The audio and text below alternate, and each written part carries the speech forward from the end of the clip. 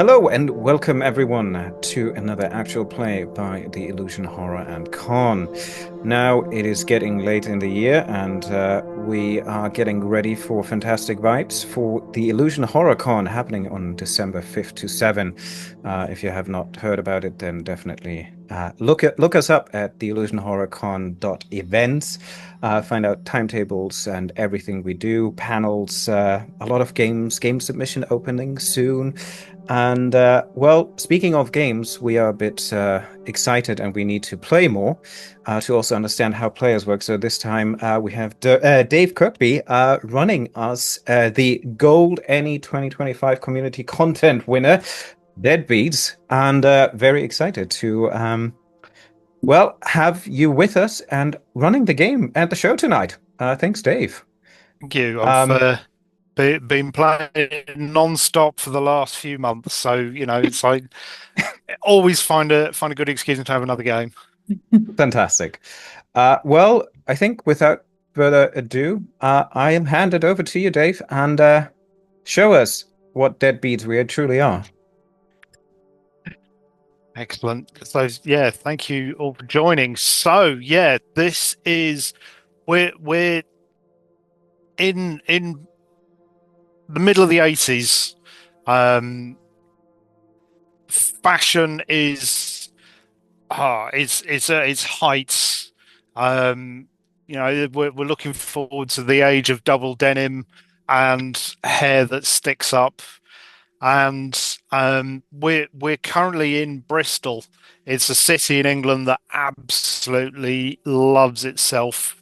It's got statues everywhere of all the famous people of Bristol. It's got a real buzzing music scene. And tucked away in one corner of Bristol is this club. It's got quite a reputation as being a rowdy, raucous kind of place, constantly live music, big events going on. But recently, it's kind of died off a little. It's not been as popular as it once was. It's Friday night, kind of around about 6 o'clock at the moment, and the entrance to this club is tucked away off a side street, off the main area of the city itself. And somebody's coming down towards the main entrance. Who's going to be our first person arriving at the club? Who's going to volunteer to arrive first? Well, I I'm suppose, I'm half thinking I should be first because I mean, like it's a work day and I'm not that crazy for overtime. It's 6 p.m. already. Fantastic. Well, it sounds like a good reason for somebody who's, armed with clipboard and pen ready to show everybody how many health and safety violations are happening. So, do you want to briefly tell us who you are and what you look like? Sure, yeah. I'm Chloe Cowan, the health and safety inspector. I wear wellies and a hard hat, but I mean, I'm so in love with Lady Diana, and so that is exactly the hairstyle I try and have. And if you just use enough hairspray, that the hard hat doesn't actually ruin it so much. It's It's on fine. the top. Yeah. Yeah. Um. So I pair the wellies and the clipboard and the hard hat with a cute sweater with little dogs on it. So that's the vibe I bring. Excellent. So you've probably taken a bit of time to find this because this is not an area of the city. It sounds like you'd go anywhere near. Um, but you head along this fairly unobtrusive street to this. Yeah, I condemned a building across the road one time, but not Yeah, my regular haunt. No. no, you're definitely not going to get a glass of wine at this place. Um, You head down this street, finally find the correct turning, and you realise that you're at the place only because there's this weathered neon sign that indicates where you are. There's this battered red metal door, and outside there's this guy who's he looks fairly rough and ready outside. He's smoking a cigarette, leaning against the door. And he's a slightly intimidating looking guy. He's short, stocky, shaved head, scruffy beard. He's got surprisingly clean t-shirts underneath. He's got this dark blue cut-off denim jacket covered in biker patches, and he's smoking this cigarette. He kind of looks you up and down as you walk in front of the door. He's just looking at you. Yeah, hi. Good evening. I'm looking for the threshold, please. I read off my clipboard. Yeah. He kind of he pulls the cigarette out of his mouth. Says, "Yeah, Bristol Council, well, Health and Safety. I'd like to do an inspection, please. like he started to say something. He just sort of looks at you. He's health and safety. Oh, all right. Follow me. Follow me. He turns, leads you down a corridor. Um, that leads into the heart of the building. It's very dark, very narrow. There's posters all sort of lining up the side, and there's this single light bulb hanging up. There's very struggling to illuminate the corridor. It occasionally flickers. He's just sort of stomping off ahead of you down the corridor. I take it you are going to follow him in. Of course. Not enough lighting on the escape routes. Ooh, I mark that down. Yeah. You can just see the glow of the cigarette occasionally light up in front as he sort of turns, makes sure you're behind. At the end of the corridor, it turns to the right, and it opens up into this big. It looks like what was probably an old warehouse. The light. There's a couple of lights on you can see around, and it's not particularly. Well, it's not particularly inviting type of place that you'd normally hang around in. And he sort of turns, he sort of points to the right, to where there's a bar. And there's this overpowering stench of stale beer just wafting from the bar. Leaning against the bar, talking to a youngish woman behind it, is this skinny guy in a badly fitting, tight beige suit, stained with all kinds of. You can't see from this distance. It's patchy, and this guy says, "Oi, boss, you got a visitor." He turns, starts sauntering back the way he came. There's this sort of knocking coming from the door. You're coming! The guy leaning against the bar is like, "Oh, wicked, wicked! Oh, cheers to that, wicked!" And he sort of walks over. He's like, "You made it! Oh, nice one!" He sort of looks at you, goes, "Oh, who the fuck are you then?" I stick out my hand and present my card. I presume I have some sort of official ID. Yes, Cowan, Bristol City Council, Health and Safety, please. Can I do a quick look around? Just make sure everything's up to standard. Fuck. No, don't fret. It's quick and easy, really. I don't want to get, I'm early. I don't want to get in the way of your business tonight. You are absolutely right. We're opening up soon. I can't have you poking around here, putting the punters off. Yeah, you make this easy for me. I make this easy for you. I can be out of here in 20 minutes. I'll get you. 20 quid? No, sir, please. I really do need to have a look. But it's easy. All right, 50. We can do the paperwork now. You can be gone in 5 minutes. So no, that's not how it works. There's going to be lots of people in here, and I'll need them to be Look, safe. I can. If you want any more, you'll have to wait until the end of the night when I got the cash. I don't mean that. Please, I'll just have a look around.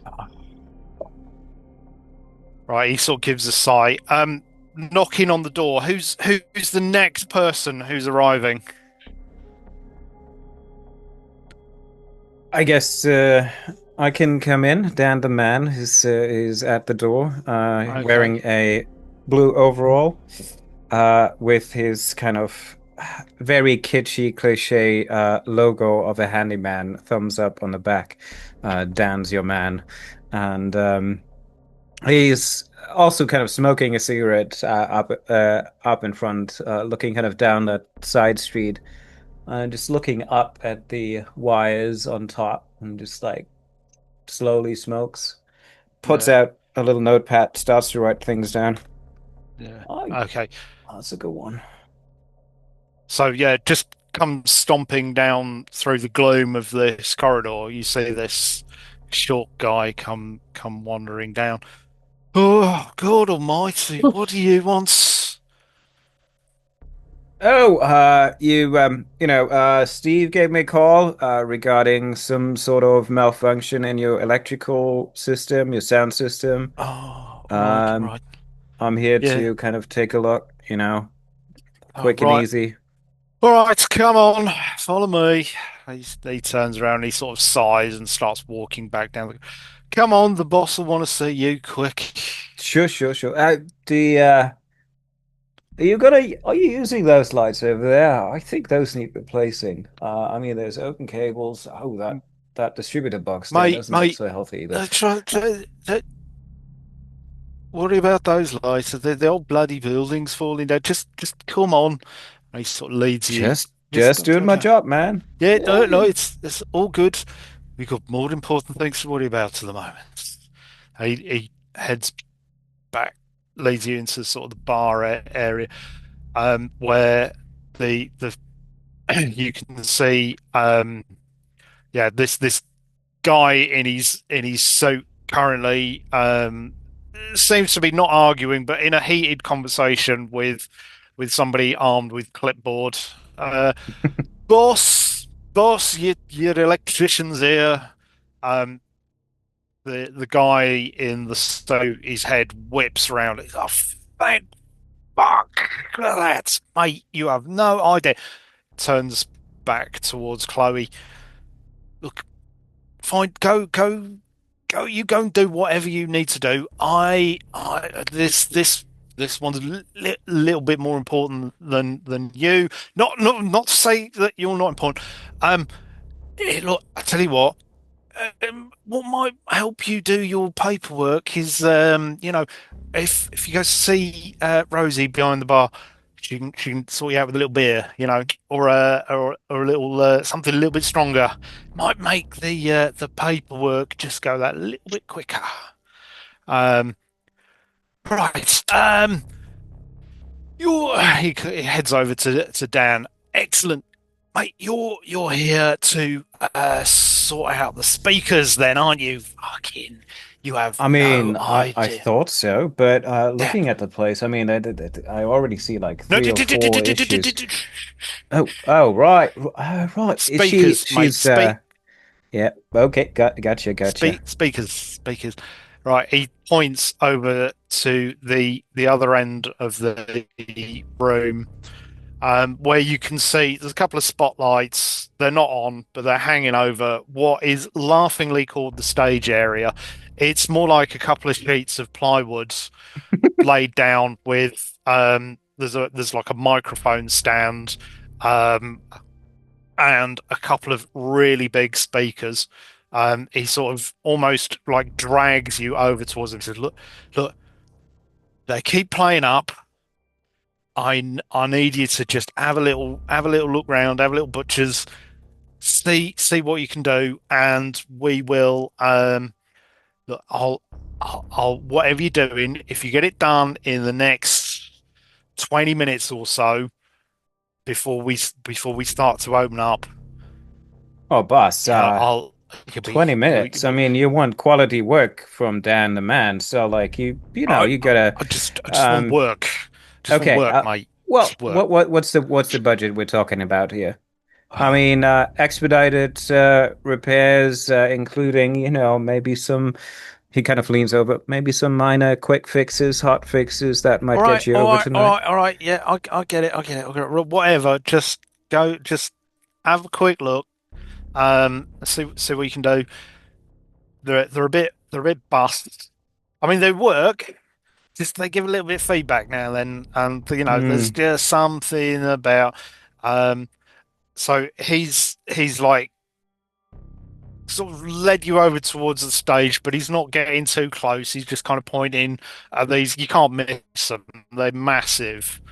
He's like, just go look at them. Um, we'll sort out the invoice later, mate. We'll sort it out. He looks at him a bit curious, but then kind of looks past him back to the bar. Looks like you got some cold drinks over there too, eh? Cold. Well, they're in a fridge. They're sort of cold. Yeah, all right, all right. Have a word with Rosie. She'll sort you out. Um, Ah, great. let's have Pats you on the somebody back else. and already heads to the bar. Excellent. Right, who's next to Oh, arrive? me. I don't want to Ex be late for my first day of work. Superb. So you arrive. There's no sign of anybody at the door at the moment. Huh. I'll just try to open it. Yeah, it's open. There's nobody sort of guarding it or anything. You can That's weird. see down the corridor, um, and yeah, it's at the moment. Hello. Just walking down. Yeah, your voice of echoes. You can see as you're walking down the posters on either side. There's this slightly sticky feeling on the carpet as you sort of wander down.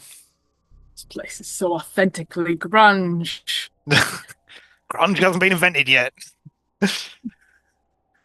Um, yeah, as you sort of reach the end, this little guy comes barreling round, almost bumps into you. He's like, oh, we're not open yet.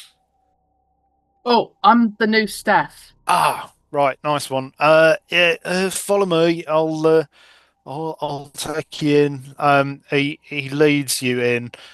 You can see, yeah, there's two people over by the stage chatting away. And there's somebody with a clipboard hanging around in the middle of the room. He just ignores all of them, leads you over to the bar where there's this young lady behind. I, uh, Rosie, she's here for you. She's here. He sort of turns around and wanders off. Rosie, the girl behind the bar, like she's short cropped hair, dyed in this sort of bright orange. She's got very piercing blue eyes, and she's got a bit of a smirk on her face as she's watching the two over by the bar, over by the stage. She sort of she looks you up and down. She says, "Hi, yeah. You're gonna have to help me get started. We need to get a load of the beers and things out. Just bring. If you do, you want to pop your coat over there?" She sort of indicates one end of the bar where there's this very greasy looking coat hanger. She's you hang your coat up and then come and give me a hand. We've got to start loading up. I'm Rosie. Nice to meet you. I'm Chase. Cool. Yeah. Come on, I'm just here to help. yeah, no worries. We're gonna need it tonight. It's probably gonna be a bit of a busy one. We've had a few Good Fridays recently. Sweet. I've only got one question. I can do the job or whatever. Yeah. Where's your, your first aid kit? Just so I know. He just starts laughing. First aid kit. Um, well, the boss might have one in his office. I don't know. I mean, we Usually when people get bottled in here, oh, it doesn't happen all the time, by the way. Don't worry, don't worry. Um, yeah, usually we just let them bleed a bit, and then the ambulance comes and takes them away. I don't worry about that. Okay.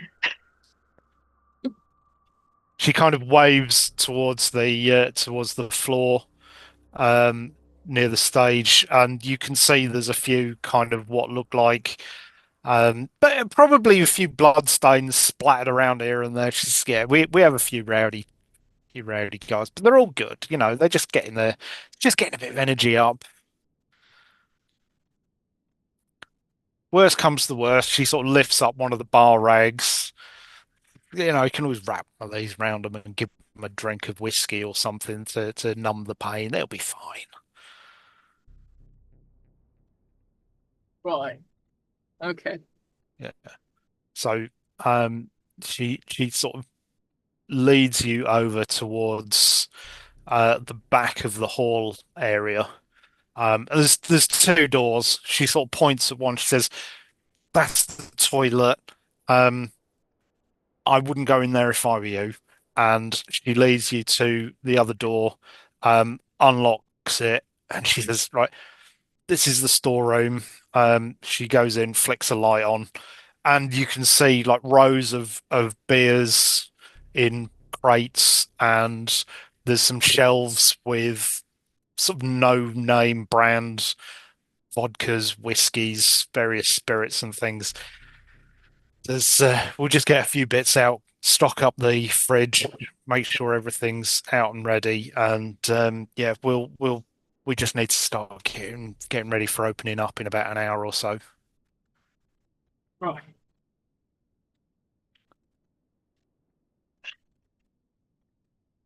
So I think at this point would be a good point for our last visitor to Mhm. arrive. Um, so who've we got? It is me. So, she'll be walking down the alleyway in very, very tight black jeans. She definitely had to lay down on the bed to get them zipped up. She's wearing she's wearing all black, and her shirt is kind of ripped because she heard about this punk thing that was very, it's a little dangerous, it's a little messy. So she very tastefully like ripped her shirt, but it still looks very cute. Bleached blonde, sky high hair, just Aquanet all over the place. You probably would choke passing her by. Um, she's looking at a compact mirror as she's walking on her heels toward the threshold. And she's got a big purse. And she's chewing on some gum very loudly. I'm getting some Debbie Harry vibes here. A little Debbie Harry, Yeah, so she's in her like late 30s, so like a little bit older than Debbie Harry at the time. yeah. Um, but yeah, very frosty makeup and smacking on some gum. Okay. So yeah, you arrive outside the the door, and um, again there's this guy pulling out a cigarette, um, and he's just starting to light it. He looks at you, he says, "If I tell you we're not open yet, you're still gonna want to go in, aren't you?" Bristol Inquirer. I'm press. I need to interview the band.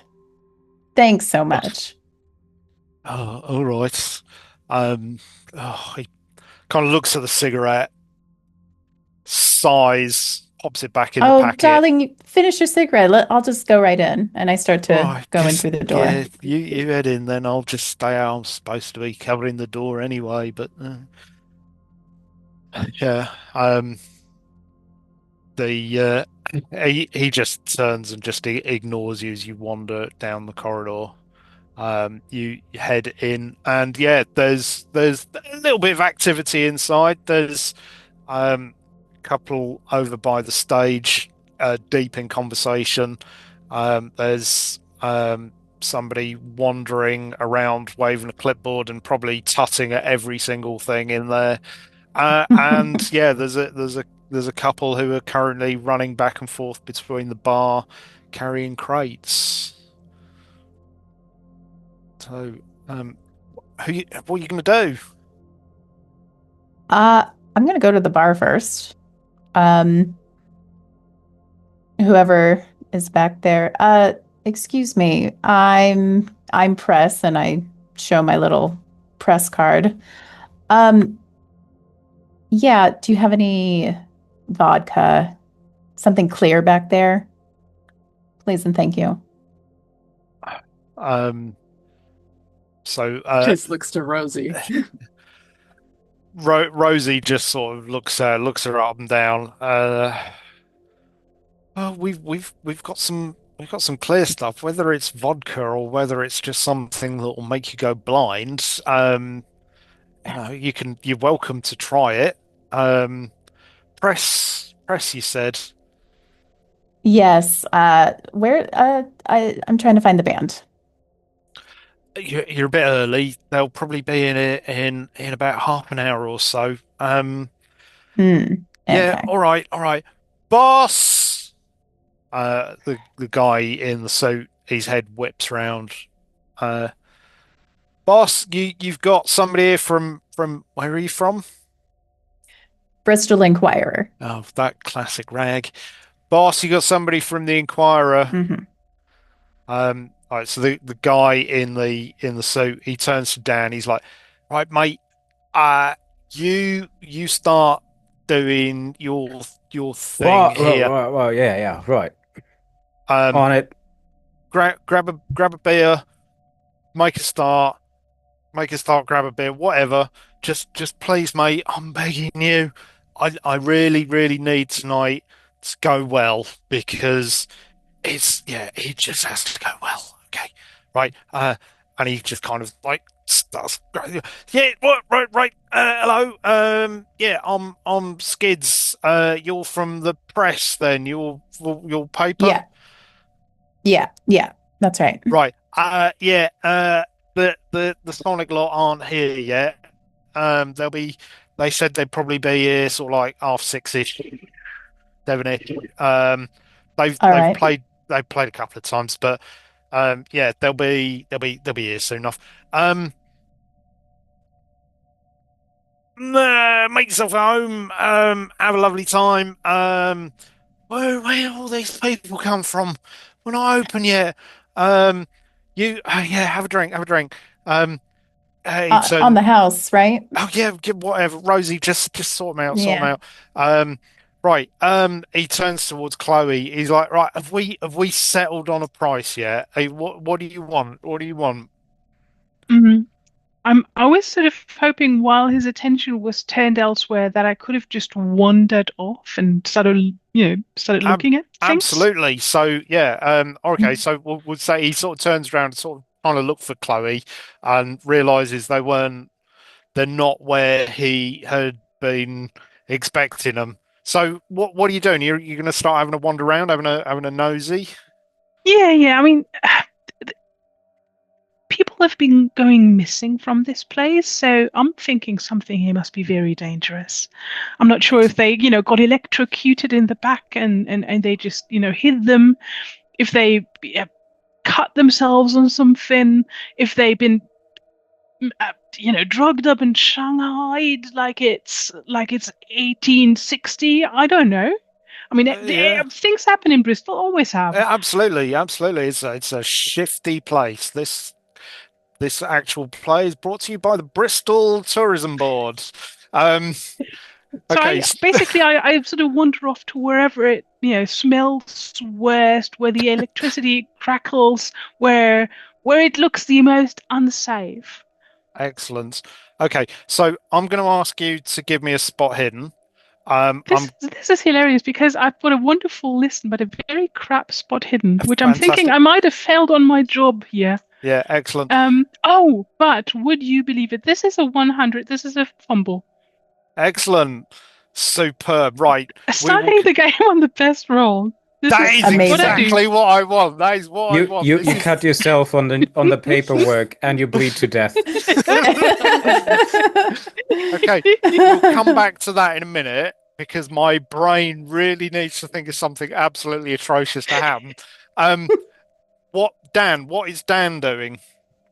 I think he's briefly considering between getting a beer and looking at the electronics first, but considering the low lighting, he'll actually head over to the speakers and putting on some gloves and kind of making sure his boots are tight, closes all the jackets and everything so that nothing gets stuck, and he kind of like, all right, this better be worth the job. Excellent. Kind of carefully ducking around electrical cables and whatnot.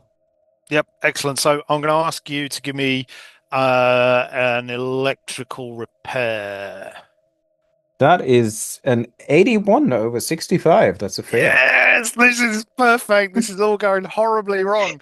Superb. So we'll come back to that in a second then. Chase, what are you doing? Is you're carrying these crates back and forth? Yeah, just whatever Rosie tells me. If she says pour a drink for the reporter, pour a drink. Okay. So Rosie's she just tells you to keep bringing a few of the crates out and maybe the odd bottle here and there. Just have a look. See what you think's getting low. We want to get a couple of spares out for them. And you kind of look behind the bar, and there's this like a horrible set of shelves that are kind of warped and bending. It's like amazing the bottles haven't fallen off yet. There's this really flickery neon sign behind there as well. And a few of these, like you can't even tell what some of them are. They're just properly like vague brands of drink. A few of them look empty. It's gonna take more than a few trips to keep stocking up. So you just kind of keep running back and forth between things. And then you just kind of seeing a little bit inside the storeroom occasionally of there's you can see in one corner there's some cleaning stuff. There's a big fuse box back there with all the loads of cables running out of it. And it's there's just this fairly nasty waft of smell coming from the toilet as well. So while you're running back and forth there, and Marley, you're busy just kind of probably just getting as many free drinks as you can. Pretty much. Just listen, darling. Just clear liquor. Put some soda in it and a lime, okay? And then keep them coming. Yeah, Rosie just sort of fine. She just sort of drops the bottle onto the bar. Look, brilliant. Tell you what, there you go. You measure out. I really, it's just place isn't open. Nobody's going to care. Just help yourself. I could get you some mixer if you want, but do you really want to waste the beautiful taste of? And she kind of looks at the bottle of whatever this is. I'm sure it tastes better without. I'll take the bottle and give it a whiff. Kind of shrug and just fill it in a glass. Like, yeah, you'll get a good review in my report.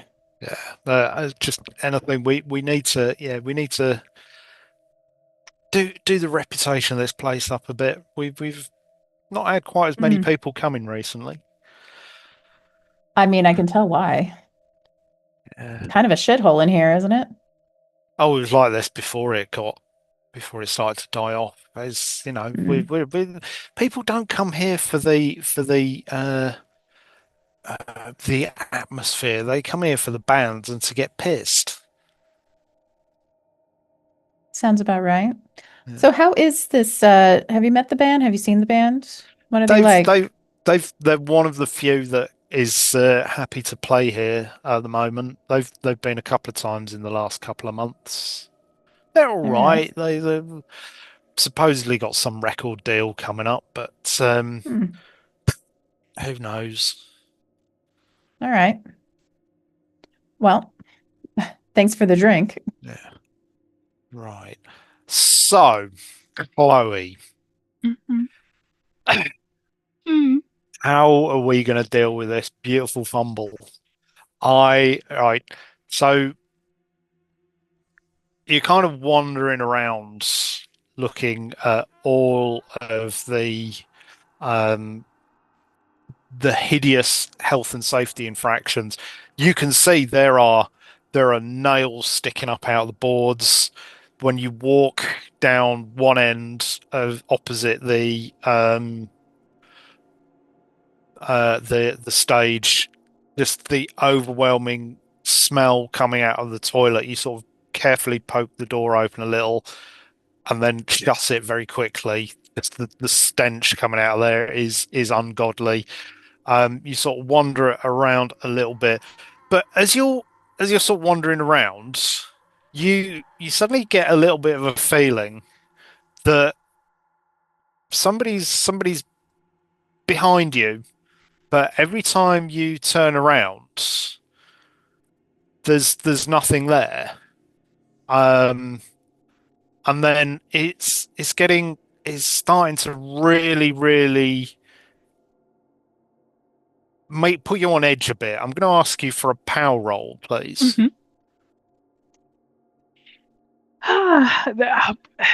It continues on a strong note. That's an 80 over 45. Excellent. Right. This is really starting to creep you out now. It's honestly, it's like every time you're away from anybody else, you've got this feeling there's something there. And I'm going to say straight away, you're going to lose one sanity. And I'd like you to tell me how you react to this feeling of this sort of uncanny feeling that's around you. This place is the worst I've ever been, honestly. I don't know how the kids can go here for fun, but I've had but burned down textile mills that were more fun than this. Honestly, this is coming out of the railway station at 3 a.m. is better than this. Right. So you're walking around with this feeling, and then Dan, I'm walking with my back against the wall now, just to stop that feeling of something creeping up on me. Excellent. But it doesn't help. It doesn't help.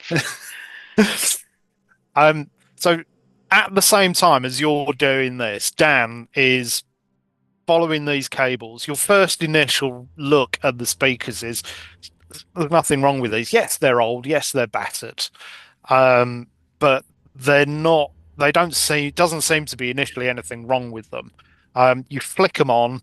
They seem to spring to life. You sort of fiddle about with the little settings on the front. Check around the back. All cables in. You turn it up to 11, and there's enough of a buzz that it sounds like yeah. It's good. It's good. You start to follow the nest of cables behind and realize that you round the back of the stage, there's just an absolute mass of cables that are just running everywhere. You've got no hope of deciphering this. At that moment, as you're kind of pulling around and poking the cables, Chloe, who is absolutely in the process of intense paranoia, walks past one of the speakers. And at that point, the speaker suddenly kicks into life, and it's like some bursts of static start to play through the speakers. Chloe, you're going to immediately lose another one sand just for this thing kicking off next to you. Can everybody else give me a sanity roll as well, please? Boy.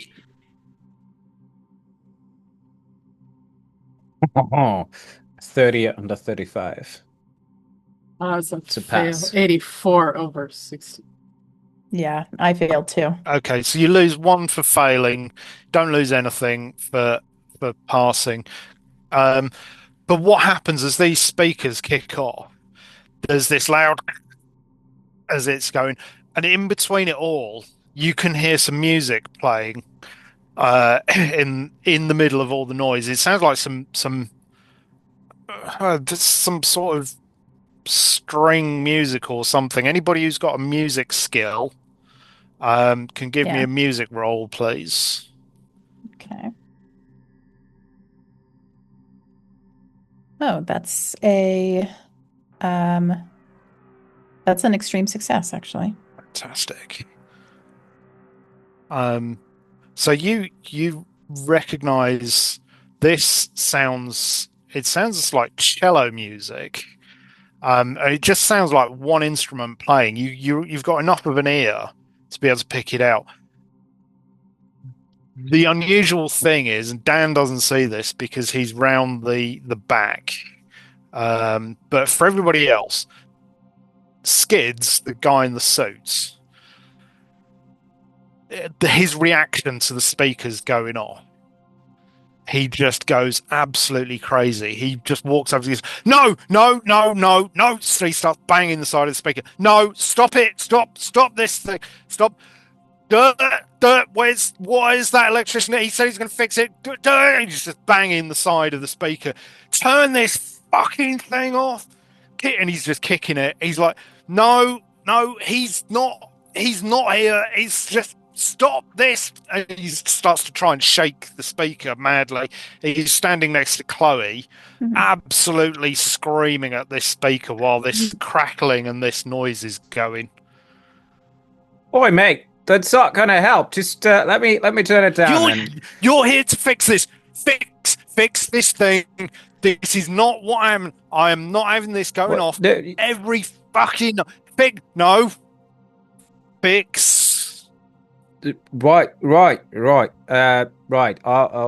On it, boss. He kind of disappears again behind the thing. Right, the music stops, the crackling sort of noise stops, and he's shakily reached his passport. Oh God! And he's trying to light this cigarette, and he just can't keep his hands still as he's trying to light this. He's shaking.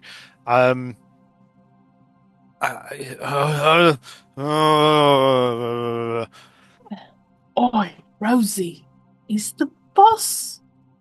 Is he okay? Yeah, I was wondering that too. Yeah. What does he have against cello? Cello. Yeah, that came out of the speaker. There was a cello music. Isn't that weird? There's nobody playing. Yeah. It's really strange in here. Rosie just sort of she's sort of leaning over the top of the bar, and she's sort of yeah. Well, this is why nobody wants to come here anymore because of that thing. They're getting interrupted by cello. Well, it kind of puts a little bit of a dampener on things when that starts. She's been a little bit cagey at the moment.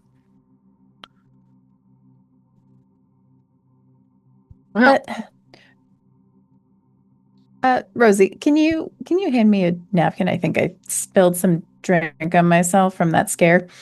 But I mean, you can tell us like what's going on with him. Off the record, of course. She hands you this bar rag that you kind of take one look at it and realize if you rub that on yourself, you'll end up dirtier. It'll be worse. Yeah. Right. Well, you can try a little bit of social on her. What are you going to do to try and get her to open up a bit? Well, I told her it was off the record, and that is absolutely a lie. So I will go for fast talk. Superb. Ooh. Yes, that is regular success. Okay. So she kind of leans though, says, all right, well, look, it's a little bit of a story about all of this. Um, Before we get into that, Chloe, yeah, you've had this speaker just like absolutely kick into life next to you. You've got this paranoid feeling around. But what's Chloe doing at the moment? Just holding on very tight to her clipboard.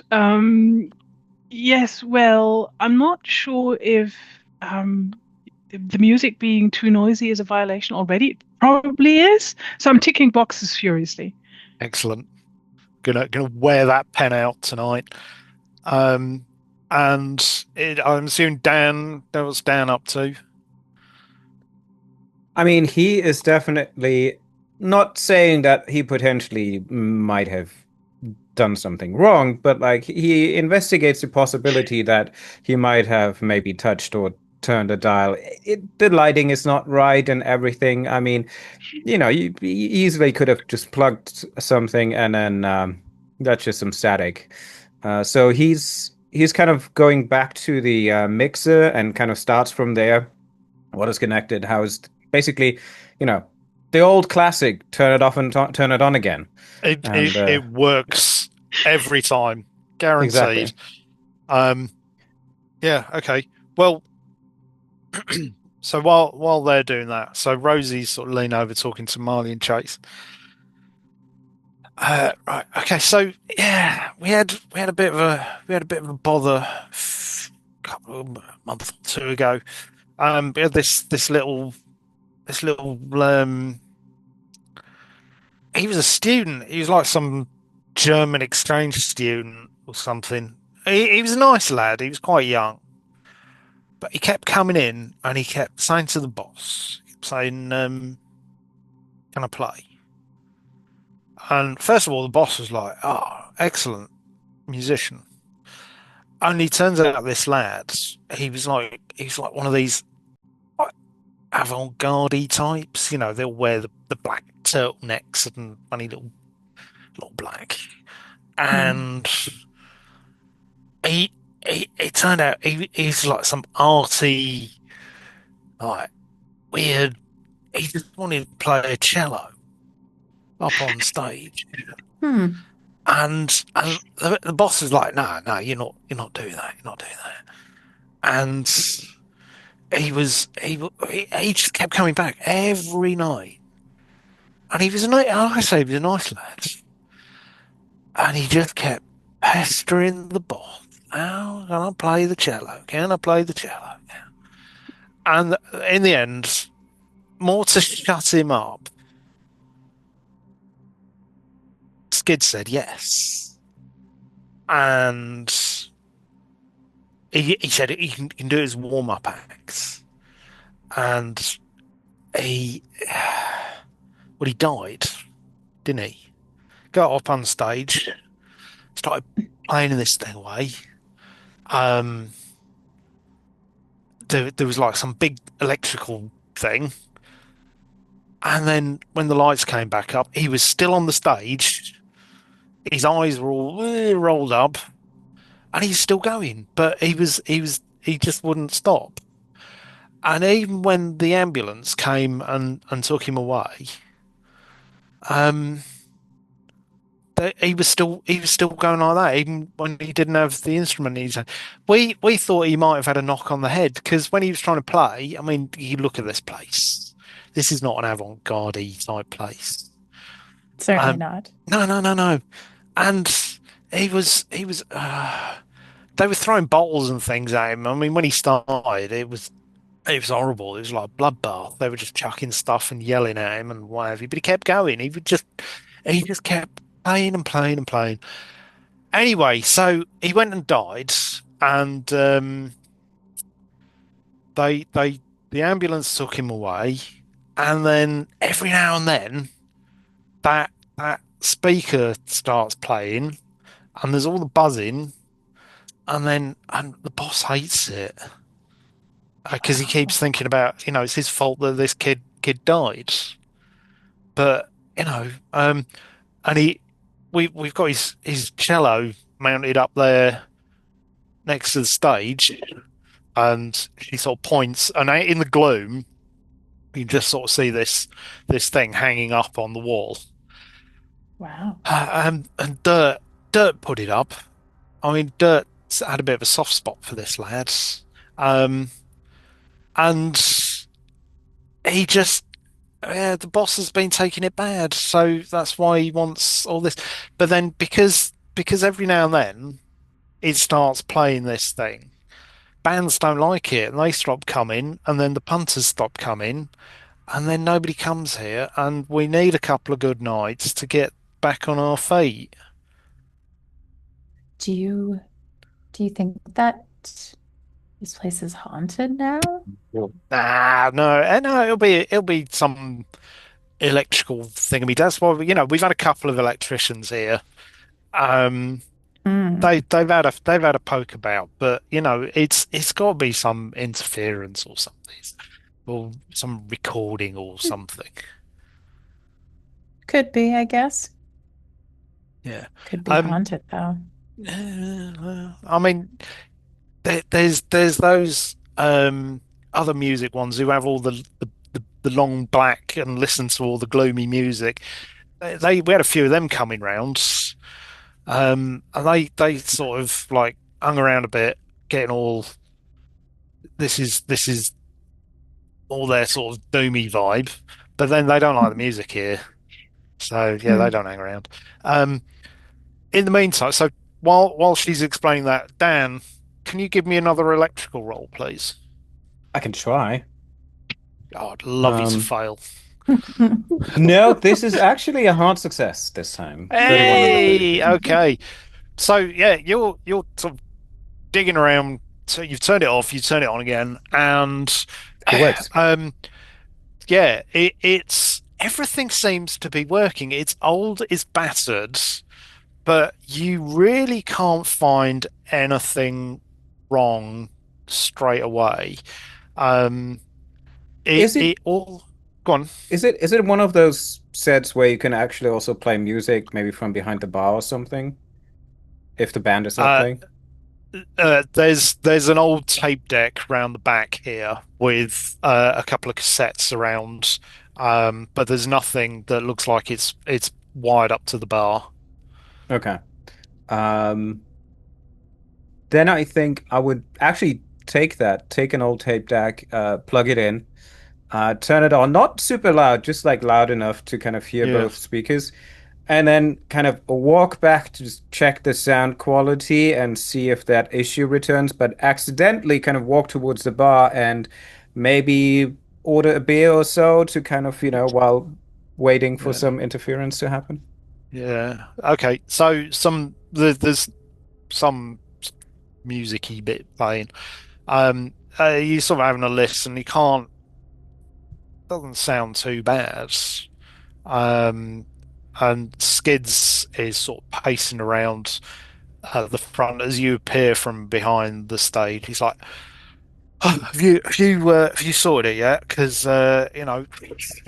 time's Yeah, yeah, ticking no, on." no, no, I get it. I get it, boss. Halfway there. It looks like there must be a Kajigger wrong, and the whatchamacallit has a bit of an offset, so there's a bit of a carryover that you need to kind of rejigger. And I'm just you know, yes. I'm not a details guy. I just sure, need to run the club. Can you just get it working? absolutely. 2, 3 hours tops. And he kind of just walks off. Two, two, What? 3 hours. Skids just I, kind of slumps onto I, the I, I, stage. 3 I kind hours. of, I kind of turn around, look at him. I mean, there might be some things I could try. I mean, it's a lot of private equipment I would need to kind of use, and it's going to be a bit more expensive than just a quick fix and stuff.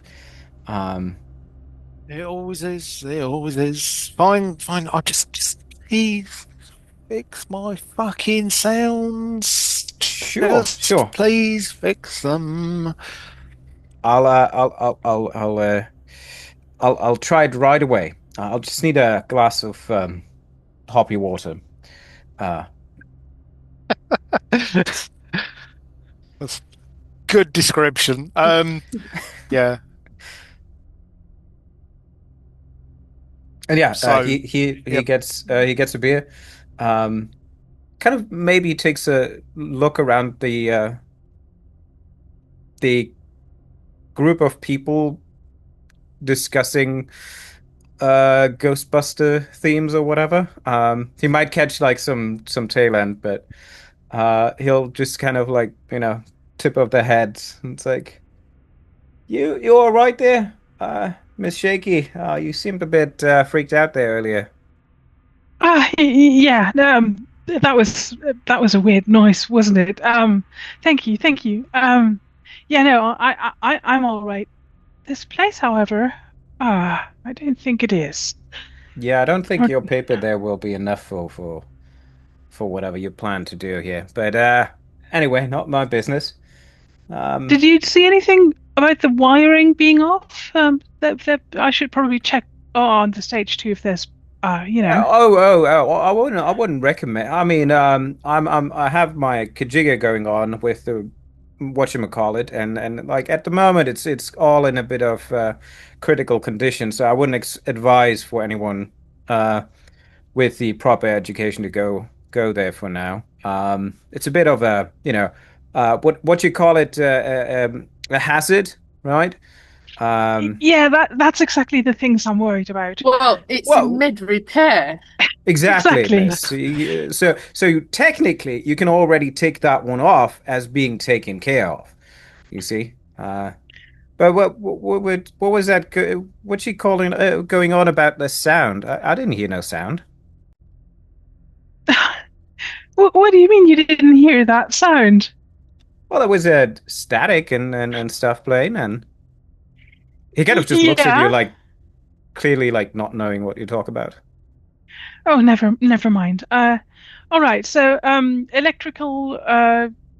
electricals being under repair. Check. Good one. Good one. Yeah. Only about He 78 he other items on he, my he list. turns around to Skid, kind of like, eyeing him like, like a money sign, and then he kind of like wink wink.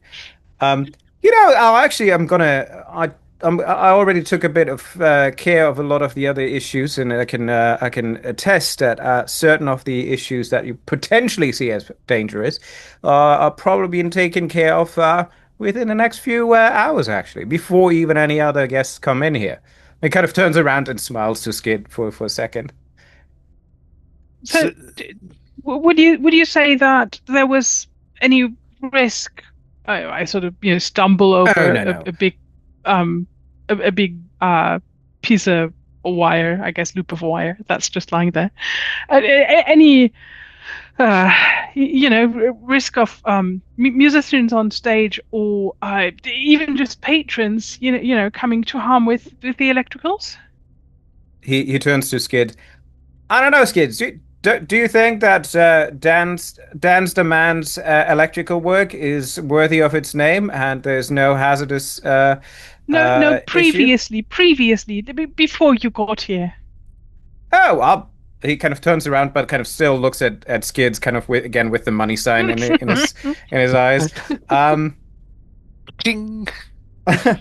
well, before I can't say really before. I mean, there were some maybe minor issues, but I wouldn't say anything that could be lethal in a sense. You might get a little fuzz, but I mean, he kind of Ah, looks on the floor with the blood spatter on the ground. I was like, I think the mosh pit would have been much worse than anything you would have gotten from the electrical. good. I mosh pit. Um, I sort of wander off, thinking, I see people drinking things that I'm not sure are sort of fit for consumption. I really should well, that's investigate where you drink the alcohol bar. because it disinfects. You know. Mm-hmm. Um, Yeah. Dan kind of just Yeah. notions to chase. Could you one of those lagers Oh, over there? definitely. Here you go. Thanks. As you pull beers out of the fridge, you realise that the only thing that seems to work in the fridge is the lights. The beers and things in there Of are course. probably warmer inside the fridge than they are outside. Let's swap it with one from the storeroom. Yeah, yeah, they're probably colder. Yeah, just like pop that. There you go. Awesome. Uh, I'm happy to share uh, this with anybody, and I think it's just a bottle without any label on it or anything. Lady, A bottle I of wish some kind of. I wish I could, but I still have things to do. And he kind of like leans over to you, but then grabs the bottle, kind of takes a quick swig, puts the bottle back down, Mhm. and is like, "I apologize, but only when the work is done, I would be comfortable Mhm. enough in." True Thanks, professional here. Dan the man. And you are I'm Marley Prescott, Bristol Mars Inquirer. Inquirer. Oh, that rubbish. Well, Hey, everybody got to make a living. I know, I know. it may not be the most reputable, I guess, and she's on her kind of second glass of this um, rubbing alcohol, I guess is what it is. Um, she, look, I used to be a singer, you know, Oh, back in the day. I sang, not in places like this, in like classy places. But things change, I guess, right? right, right. He kind of turns around, drinking the beer, kind of looking at the room, if you want to call it that, and looks after our God, what was her name? Uh, Chloe. Um, so what was she rambling on about? Sound? Oh, yeah. Uh, a kid died here, apparently. He kind of turns It, to the barmaid, like, what? Kind of she pointing said to she another beer. had. Yeah, there you go. So She will you said she say had this if the. I'm in earshot now? Oh, are No, you? no, like if you're like a couple of steps away. Well, I guess it would I'm sort technically of count I was sort earshot. of imagining I'd go, like after I've seen people been serving drinks, I'm now inspecting the bar That's for, right. health and safety Mm, violations. Yeah, okay. that these like this did you see the water coming from this tap? It's all rusty. That's not Yeah, Rossi, that's Bristol water. yeah, It's always been like this. I have it at home. dear But yeah, Bristol. if you say the thing about the kid dying sort of within my earshot, I'll sort of insert myself into this Yeah, conversation. Marley doesn't care who she says it around, so. A, Yeah. a kid. Oh yeah. Would you happen to know more about this case? And I'm thinking, oh God, that's got to be one from the cases that made me come here in the first place. Maybe they'll know what it's about. And I try and I mean, smile my if charmingest it smile, which isn't super charming. Well, yeah, I mean, you can try and be charming. I kind of got the feeling that the health and safety inspector is more likely to be cracking a few knuckles, um, and being slightly more intimidating. But if you want to go for, I mean, obviously, I don't know who this lady is quite yet, but she's not in charge, right?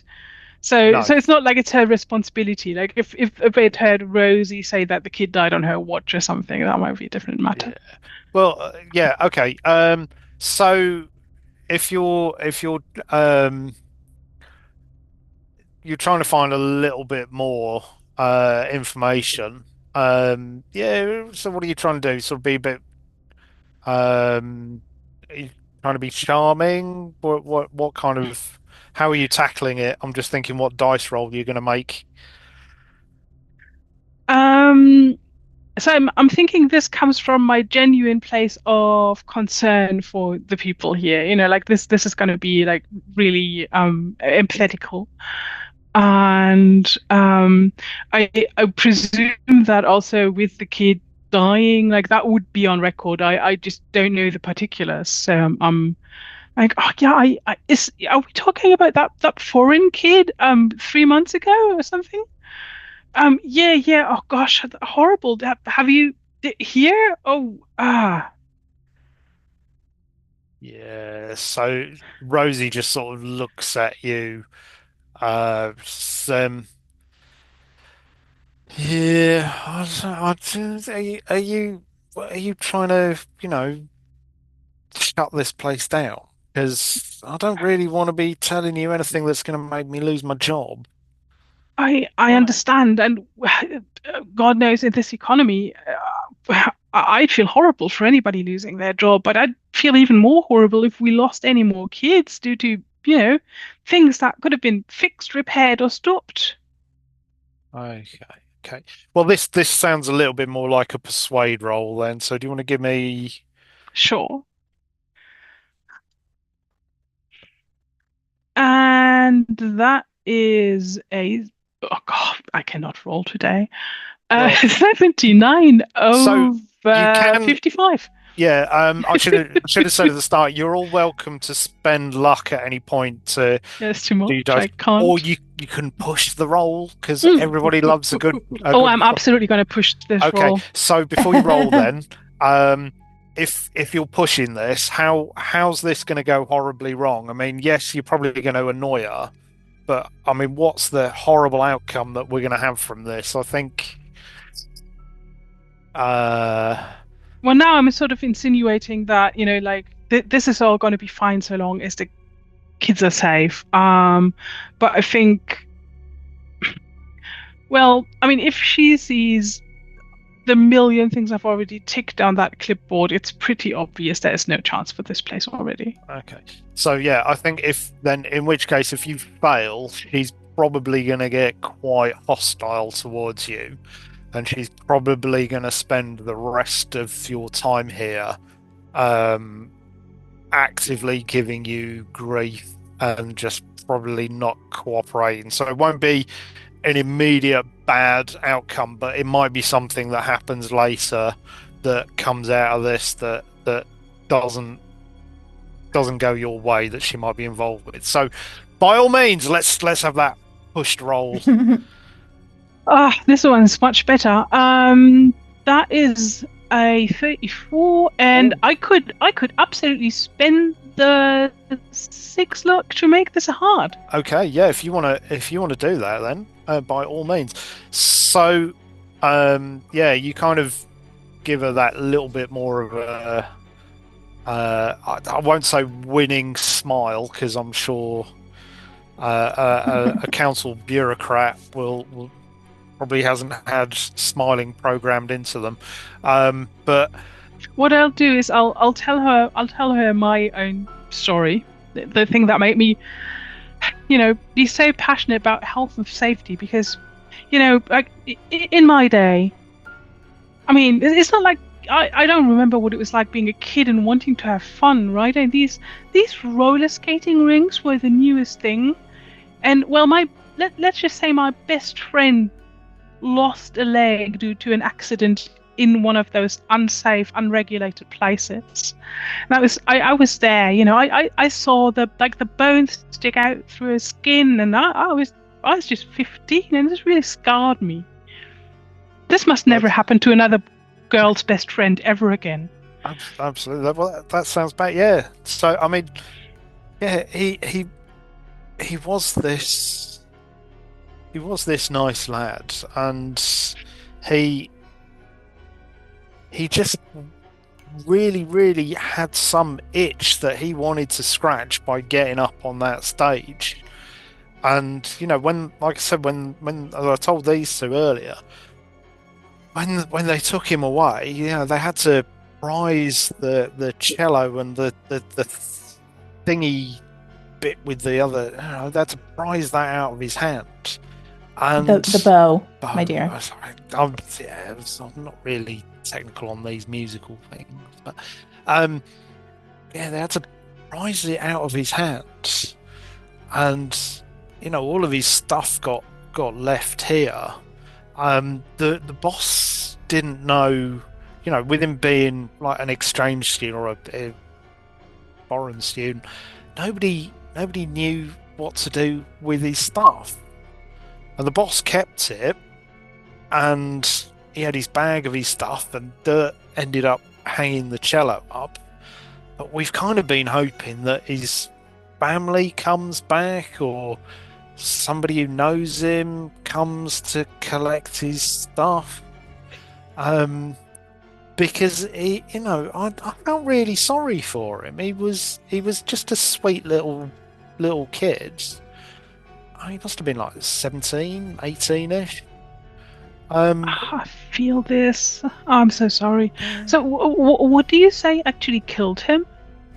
Well, I don't know. He was playing away, and everybody who was watching hated it.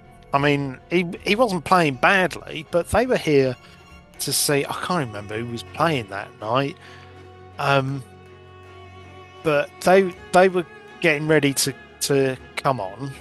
He got up, started playing. People started booing. They were throwing stuff at him. They were chucking bottles, and somebody threw a boat at him. And he was just bouncing off him, and he just kept going. And he just... There was all this... All the electric started sparking a bit. And then... Allegedly. Well, This was a while ago. I was here, so the lights started going, and then it kind of went dark. Then there was all this blue kind of glow off him, and then when the lights came back up a couple of seconds later, he was just back and forth, doing the same thing, and he just kept going. It wasn't until somebody went up, Dirt went up and just kind of went like that at him, and realised that he just snuffed it. Gosh, that's horrible. Oh. And he didn't have anything. The thing was, right, he didn't have anything plugged in, so he wasn't electrocuted. There was just nothing near him. Just I think it was like Tony's boat was there. I think it was Tony. He just chucks the thing at him, and yeah, he was properly out of it. The thing, it's like a heart attack or something. I don't know. We never found out what killed him. Blue glow, you say? Oh, that electrician's got his job cut out. This only came up because Molly here said she had cello and static. Yeah, you can hear it occasionally when the speakers go off. Guys, this is really putting a harsh on my buzz here. Like, what?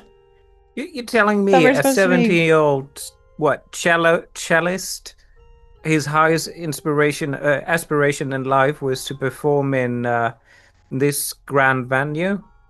Yeah, That's so this fucking misguided. place. Everybody's got to start somewhere. Right. As you're all kind of chatting away, the guy at the door comes in, and he's leading a bunch of others. He sort of points over towards the stage. You hear him say, "Oh, you know what to do. You guys go set up." Rosie sort of points and goes, "Oh, yeah, that's Sonic Anarchy. They're the ones who are playing tonight."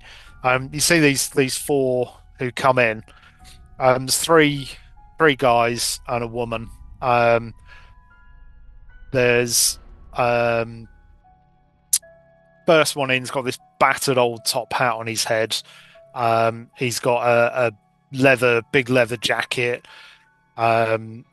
quite a tall, skinny kind of guy. The next guy behind him is long, wild hair hanging over his face. They're both carrying guitar cases. The third bloke is this big, muscular guy. He's got short red hair. He's got a dog collar around his neck. He's got this kind of like piercing pair of eyes, and he's carrying like a couple of drums on his shoulders. He looks like he could carry most of the band kit single-handedly.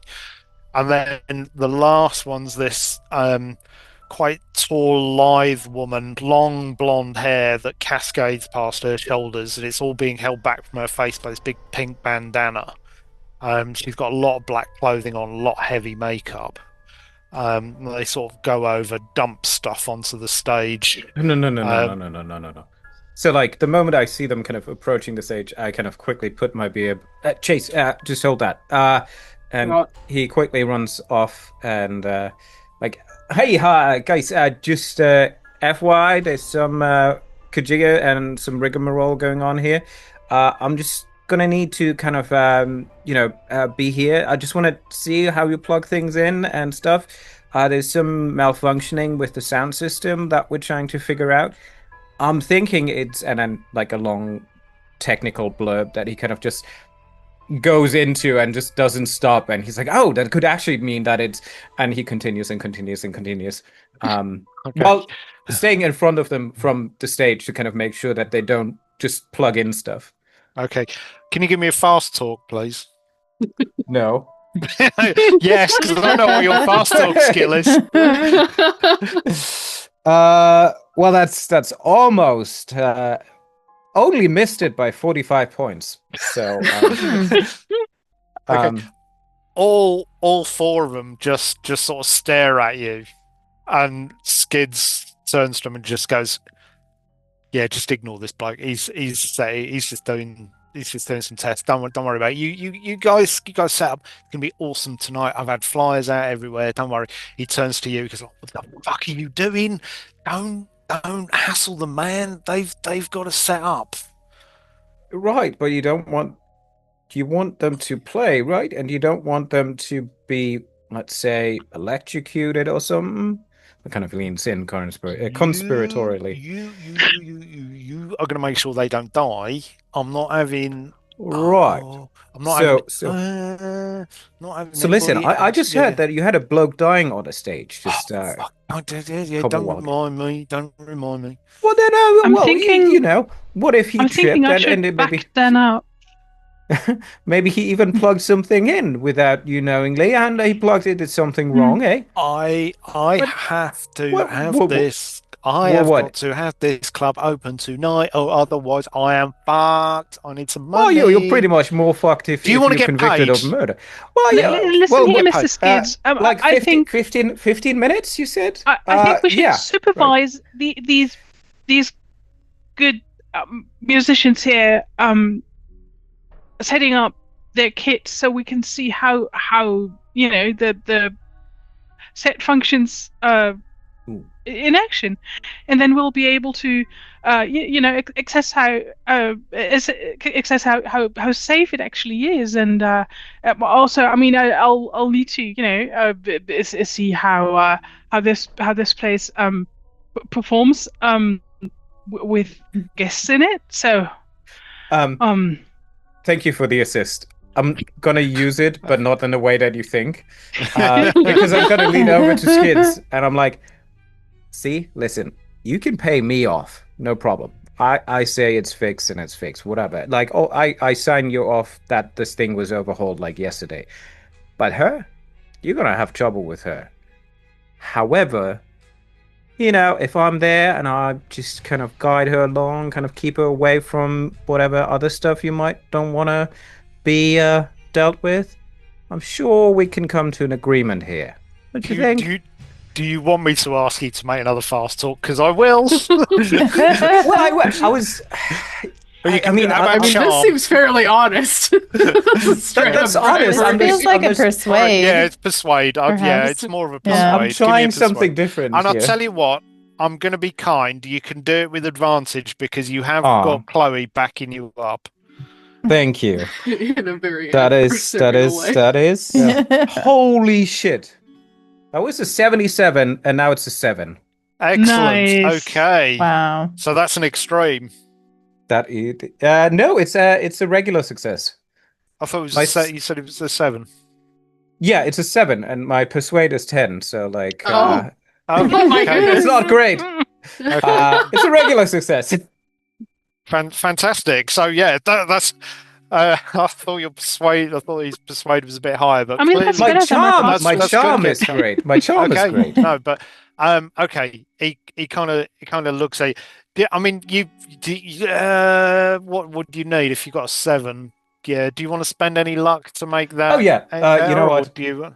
I'm just gonna spend it to it's 5 points of luck to make that an extreme success. Yeah, it's kind of he's okay. So he kind of there's like a look comes across his face, almost like heavy resignation. I know. All right. I know. Okay. Right. Fine. Look, if you sign something that says it's all okay, are you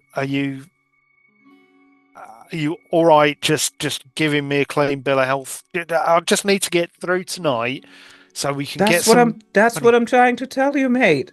Okay. I'm just overseeing this. You need to give Right. us some leeway. I'm keeping her off your Right. back, Okay. but at the same time, you know.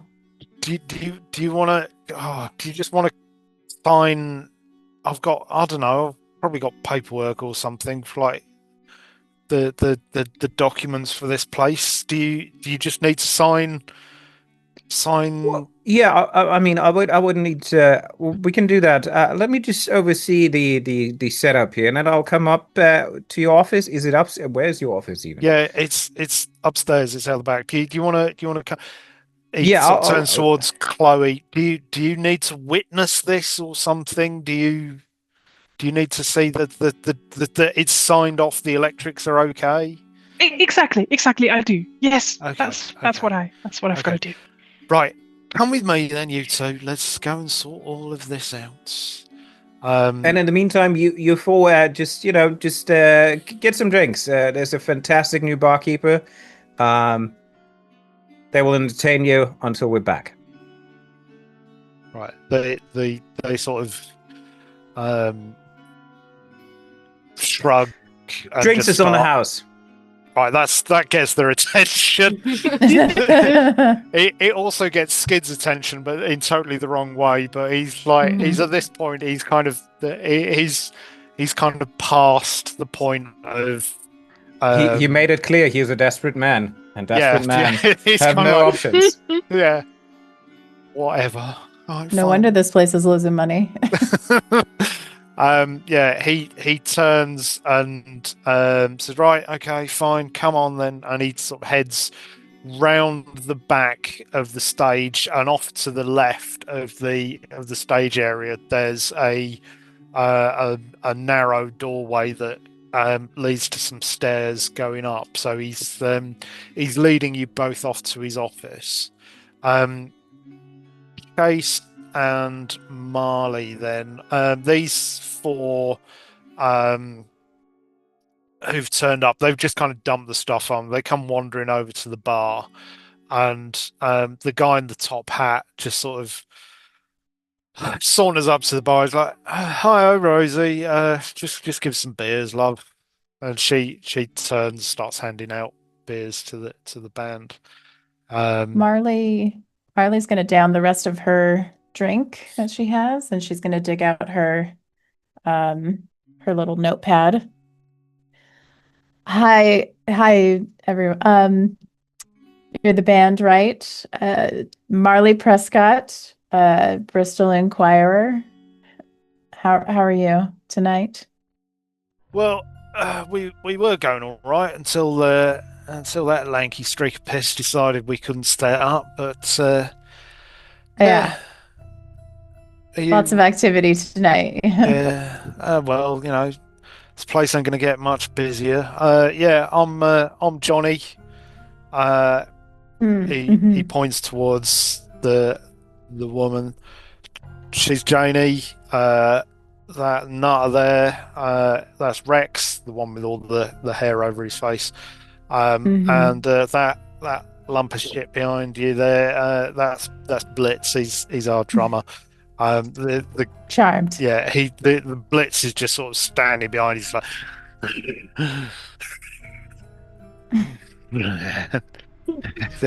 just making some sort of weird, heavy breathing, and occasionally just sort of staring at everybody. Well, do you mind if I interview you and take some pictures of you? I have a camera too. And she's kind of like slurring her words and swaying a little bit at this point. Yeah, give me a con roll. Yeah. See how bad this really is. It is not super, so that's a fail. Excellent, right? I'd imagine that Marley's kind of 3 sheets to the wind. How's she dealing with all of this then? She's pretty giggly, and I think she's going up to who she presumes is the lead singer, and she is saying, I used to sing. I was a great singer. I didn't play in shitholes like this, but it's fine. Like, you have to start somewhere, Yeah. But so you feel this tap on your shoulder. Turn around, and it's the guy in the top hat. He goes, "No, I told you he's the drummer."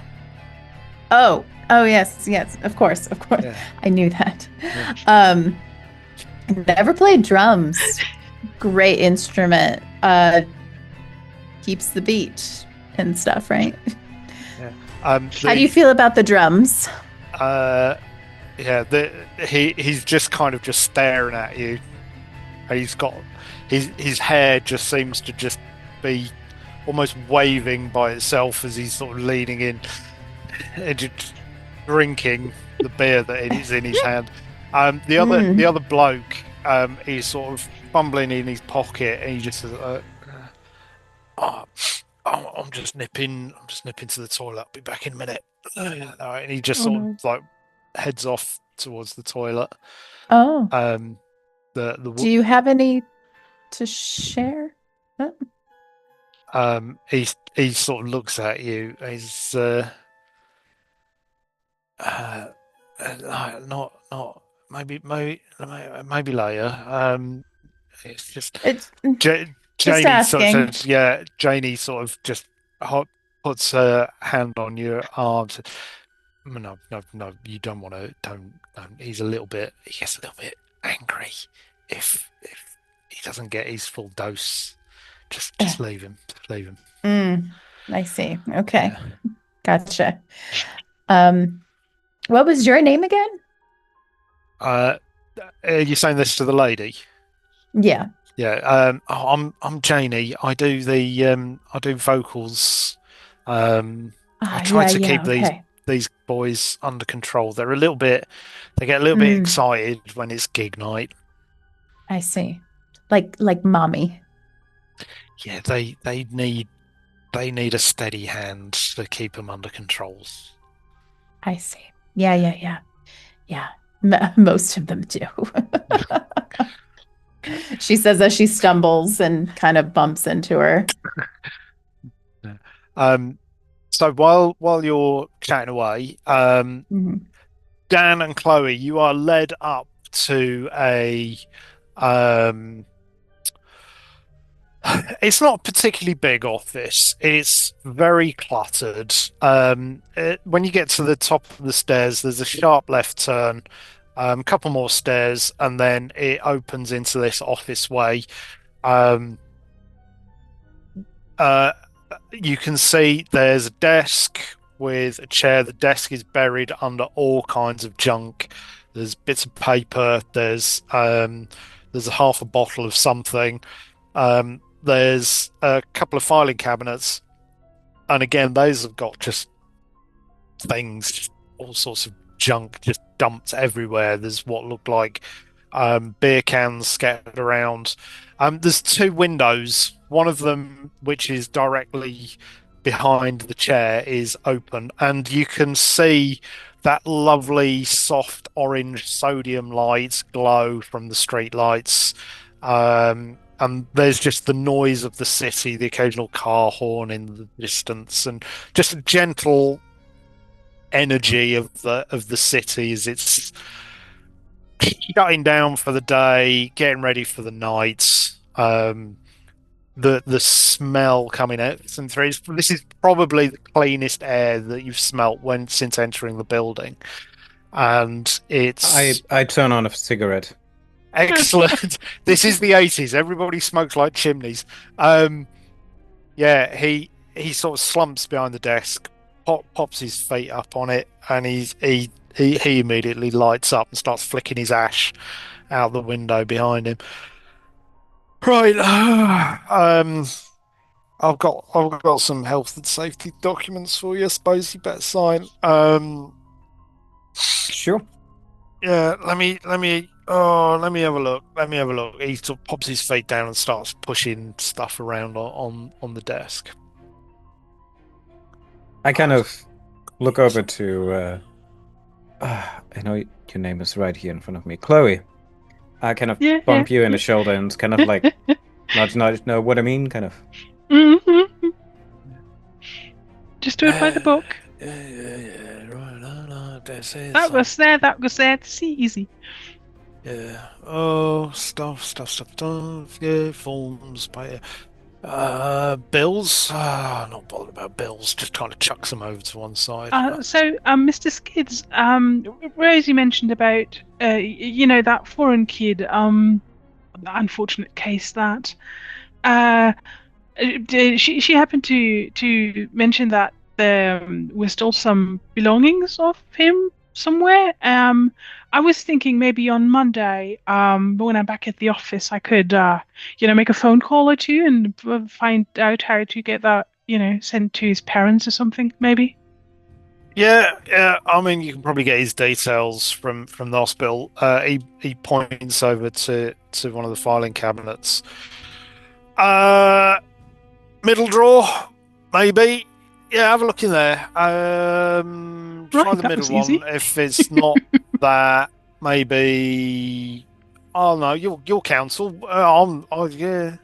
If you can find his details, by all means.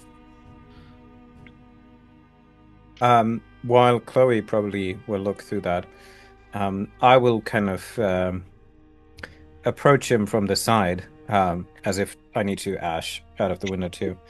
But then kind of lean. I know I'm not good at fast talk here, but like I'm trying my most charmful impression here.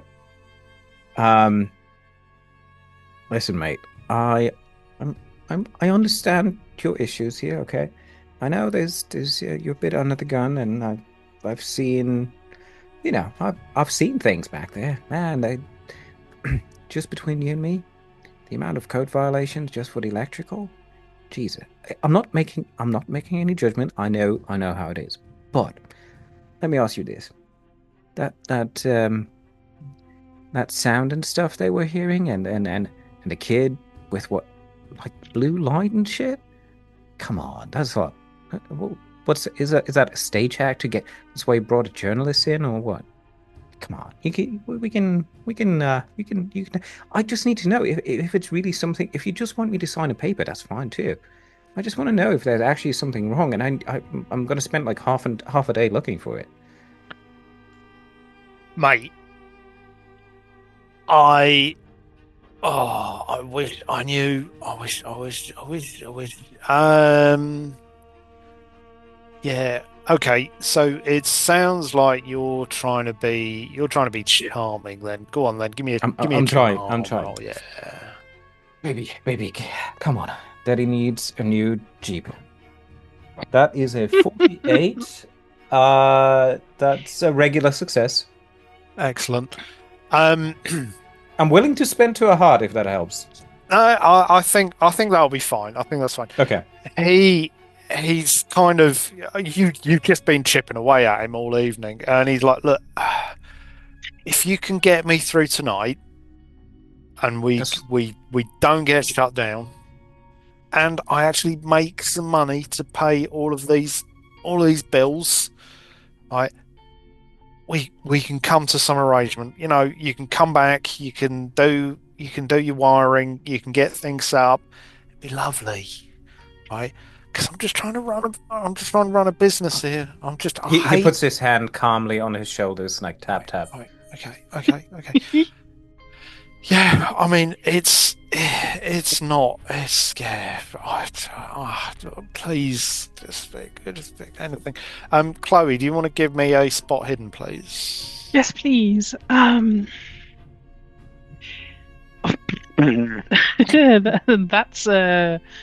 54 over 25. Okay. You're welcome to give it another push. Because I imagine that's a bit too much of a spend for the. Yeah. Oh, I'm afraid I can't find anything in that middle drawer. Oh, woo, that's a lot of shivs. Are butterfly knives still illegal at this point?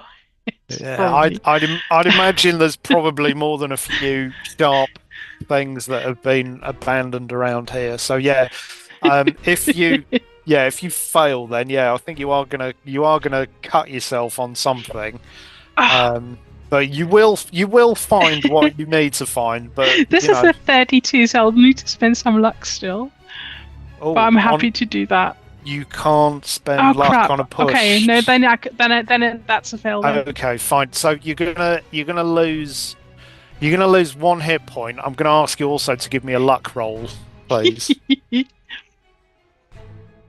Roll for tetanus. No, the series of failures continues. That's a 61 over 34. Okay.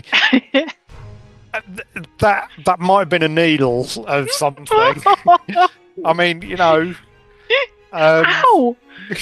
You know, I'll have to deduct points for this. Ouch! Yeah. You shouldn't let civilians back here. I think that might have some effect shortly. We'll see. But as you're sort of rummaging around in there, yes, that's a good point. We will have a break in a minute. So yeah, let's build to a point where we can have the break. Yeah, you're rummaging around, and yeah, you finally find in between. There's all kinds of junk in here. There's a knife. There's what looks like somebody's shoe. There's all kinds of bits and pieces and stuff, and then yeah, you pull out a bag, and Skidz, as he's talking to Dan, he's sort of half watching. He goes, yep, that's it. I knew it was in there somewhere. It might not be in the middle drawer, but it was one of the drawers. I mean, there's 3 filing cabinets. It couldn't have gone far. So yeah, we can find out what is in the bag after we've had a short break. Then.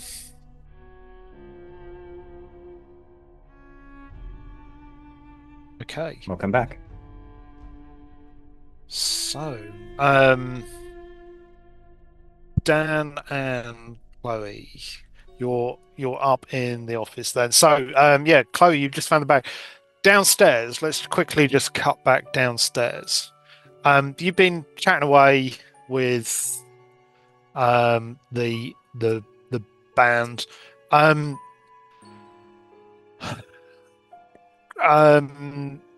Janie sort of said we better start setting up.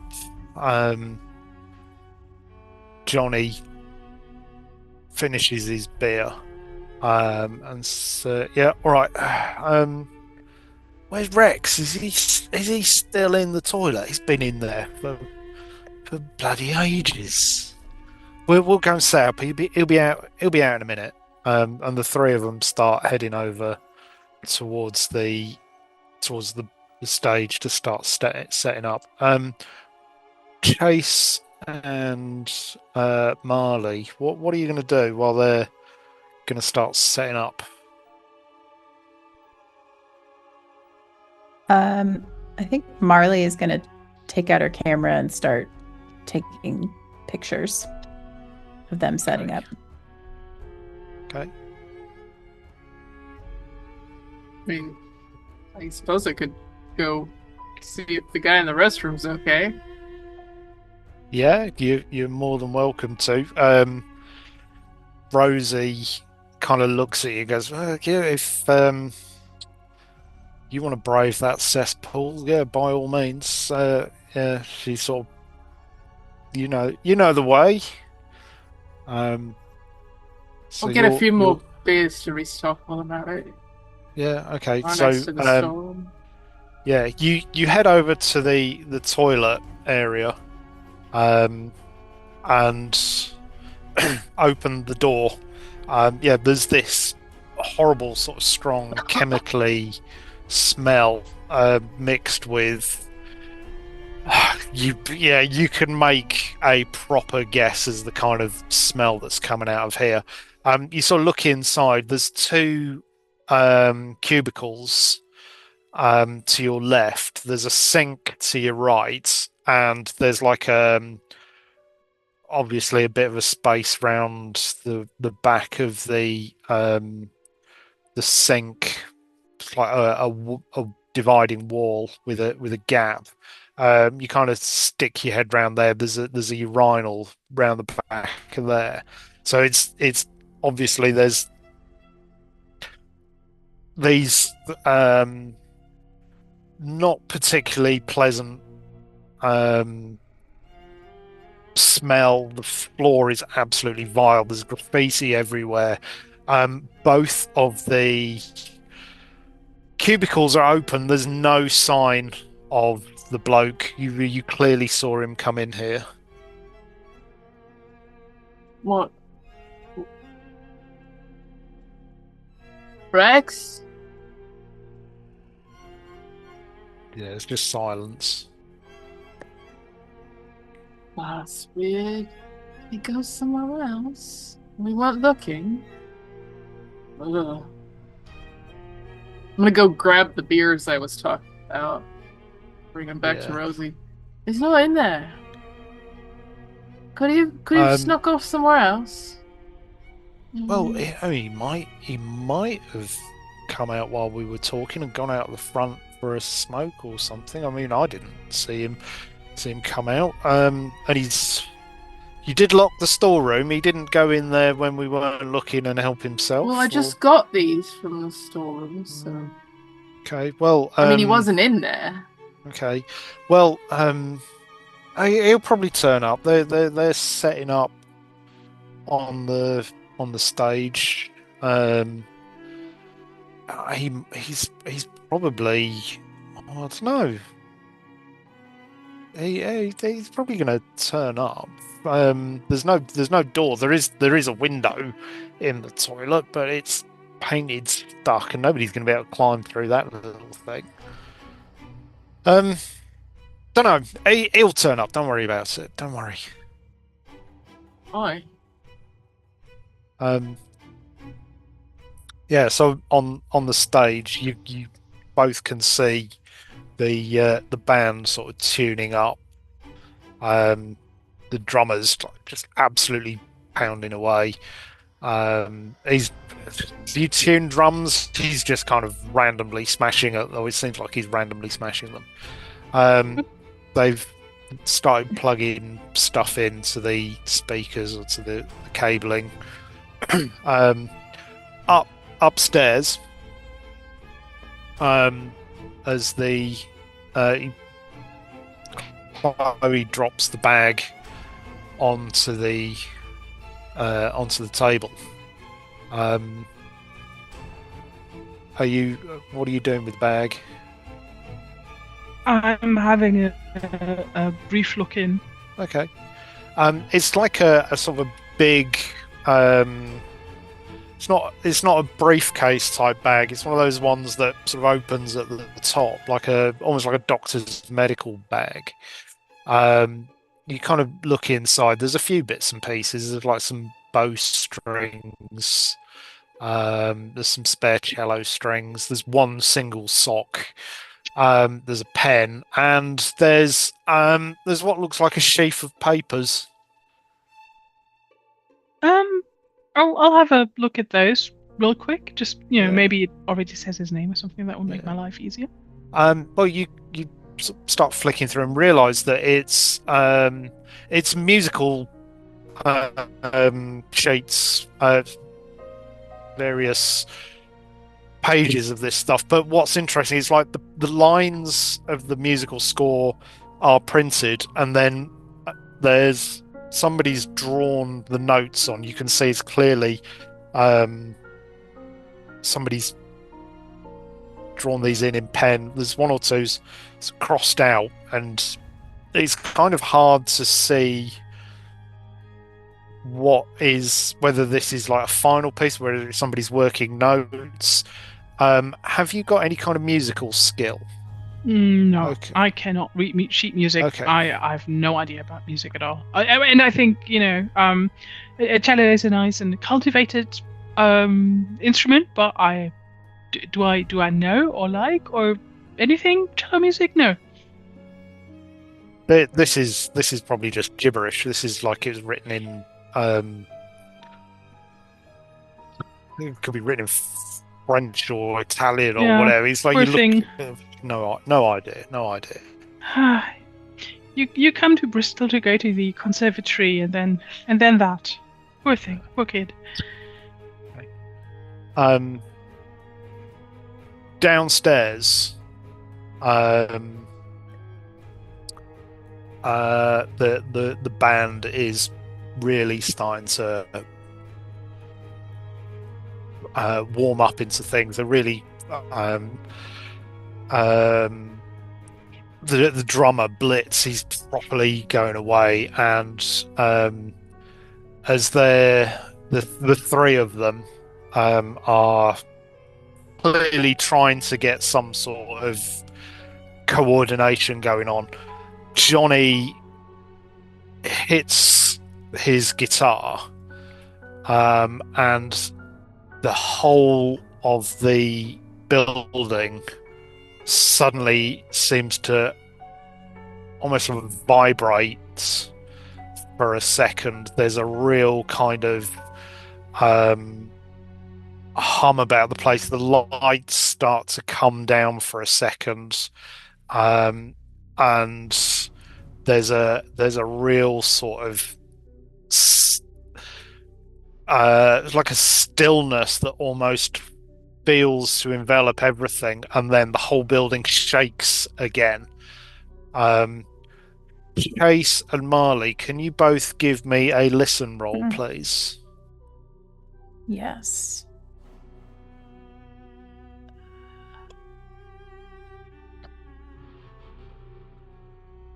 Big fail. Yeah, I failed too. Okay.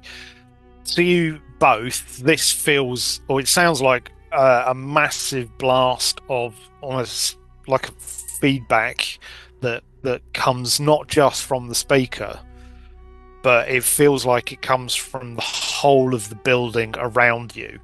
And there's like this shaking, and you feel like a wave that comes again. It's not coming from the direction of the stage. It's not coming from the speakers. It's coming from the other side of the bar. Almost, the bar really rattles. The whole of the side of the building is just kind of this intense vibration. Upstairs, Chloe and I'm saying David because yes, you change your name back, but Dan, Chloe and Dan, can you both give me a luck roll, please? We can try. Nope. We can start with that. No luck for me. That is 82 or over a 60, so that's a fail too. Okay. The windows in Skid's office, both of them just sort of explode inwards. There's glass shards just fly across the room. Can you both give me a D3, please?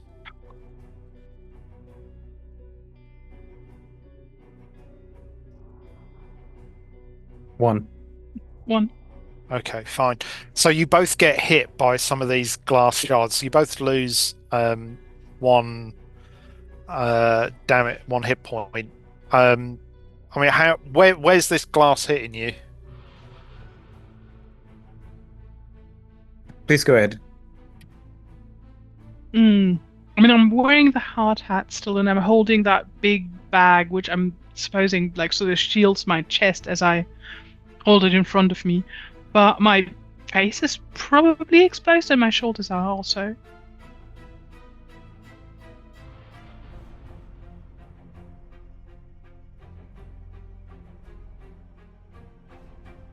David, you're muted. One of the shards. So we'll try that all again. One of the shards hits me across the back of one of my hands, and with a very melodramatic kind of scream, I fall to my knees. My hands! My precious hands! Oh my God! My hand is bleeding! Do something! Do something! I'm too distraught by one of the shards having ruined my Too dog distraught by sweater. my performance as a professional actor here. Yeah. So as the glass kind of flies around the room, Skid's had his back to the window and he was kind of slouched in his chair. So it's like he gets a hit across the side of his face. There's a little bit of blood. Oh God, here we go again. Oh no. Again? Yeah. Can you both give me a spot hidden as well now, please? What's with Spot those hidden, spot right? hiddens? Nope, Yeah. nope. Yeah. No, that's a 72 over 25, so no. My hand! Right, 61 okay. for me. hand! Yeah, you're so distracted by all the glass going everywhere, and everything's just chaotic. The light is flickering, coming down. Skidz is like, oh, Christ, not again. He turns. He says, oh, God Almighty! Right, I need to get downstairs. I'm not having this happen again. And he starts heading for the door. Both of you, as he stands up, you look over his shoulder and you realize that there's like a blue glow coming from outside. Oh. And where before you could hear the sound of the city outside, it's suddenly gone really quiet out there. There's almost silence. He heads for the office door and starts just bounding down the stairs. Yeah, when he was saying not again, I was thinking, seriously, something's wrong with the glazing. The window shouldn't shatter on a regular basis. Like, this is not on a major road even. And so now I just sort of, as I'm checking out the windows for like whatever cheap rubbish glass he might have bought or something, I'm sort of accidentally seeing the blue glow outside. Accidentally. Okay. Yeah. As one does. What's Dan gonna do?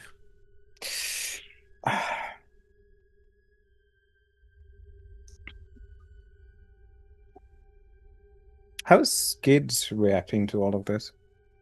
Panicky. He's like proper on edge, and yeah, the minute that he once all the glass is blown out and sort of settled everywhere. The lights gone. He's clearly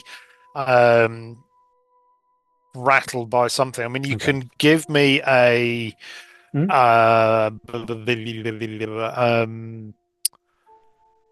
psychology roll.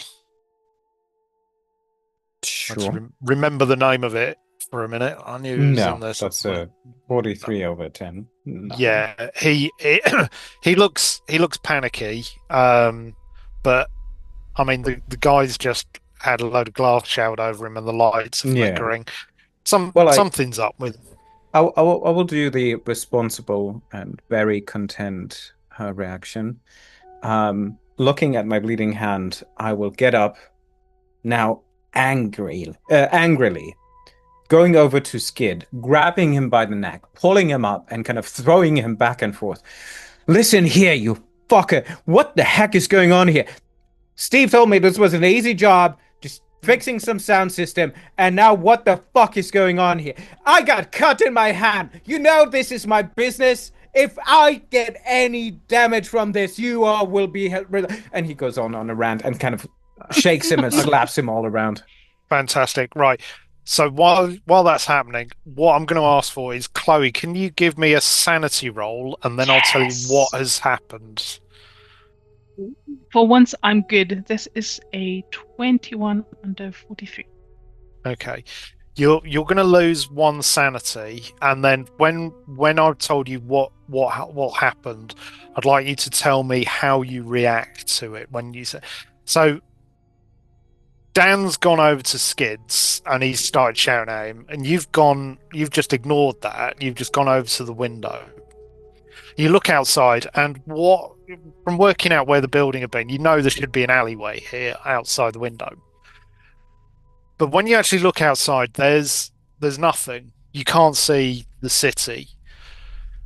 And so what you see is there's this strange rocky landscape. There's what look like huge columns of roughly formed rock stretching off into the distance. Everything's bathed in this soft blue ethereal light, which is casting flickering shadows over everything. And you can see shapes skittering through. You can't make out what, but it's just these shapes moving.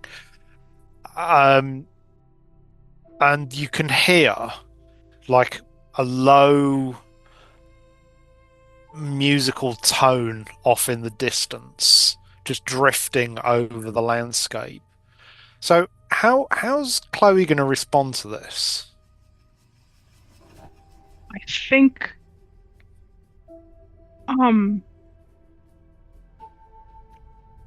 I might, well, down at the bar they were, saying if the dead kid haunted the place or something. And now I'm seeing this blue glow, and I think with that still playing on my mind, I'm thinking that's what this has got to be. This place is haunted or cursed or something, and all these people have been disappearing.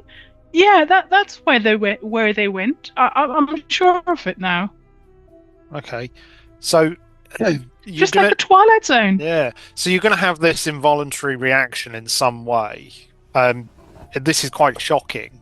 So how's Chloe going to react? Are you going to scream? You're going to shout? You're going to stumble backwards?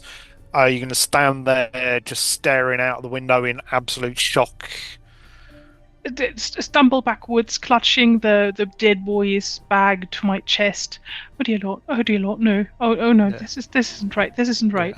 Yeah. Okay. Yeah. So you've probably still got the music notes in one hand and the bag in the other. You sort of stumble back into Skidz and Dan, who are in the middle of. Skidz is currently in the middle of having Dan yelling at him, and you just back into the two of them.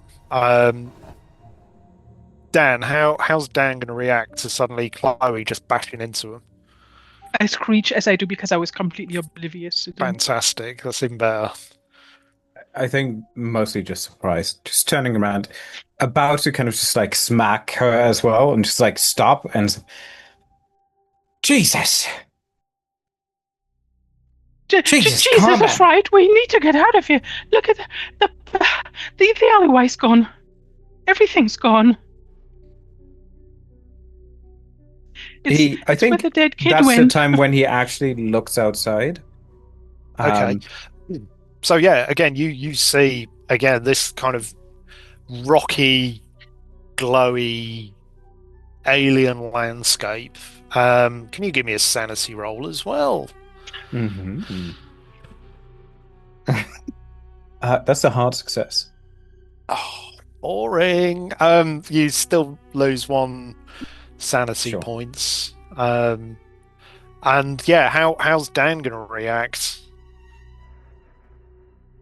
I think he... No, he's keeping what he's doing. He grabs Skidz, drags him to the window. What is this? What the heck did you do? What is going on here? I'm going to ask you to make a fighting brawl roll because Skidz is currently trying to head for the door. So he's basically, I want to see if you can grab hold of him as he tries to dodge out the door. I don't know if you can beat that. Ooh, what did you get? A 97. Okay. Let me just double. Yeah. So. Okay. Yeah. So yeah. Skidz gets a regular success. He's just gonna duck out. So I'm holding his like cardigan or something, and like his coat. You've got his jacket, and What is this? Skidz! Yeah. Skidz! He's already like just bounding down the stairs. You can hear him just as you lift the jacket up. He's gone. I'll follow him. I run after him. We've got to get after him. Yeah.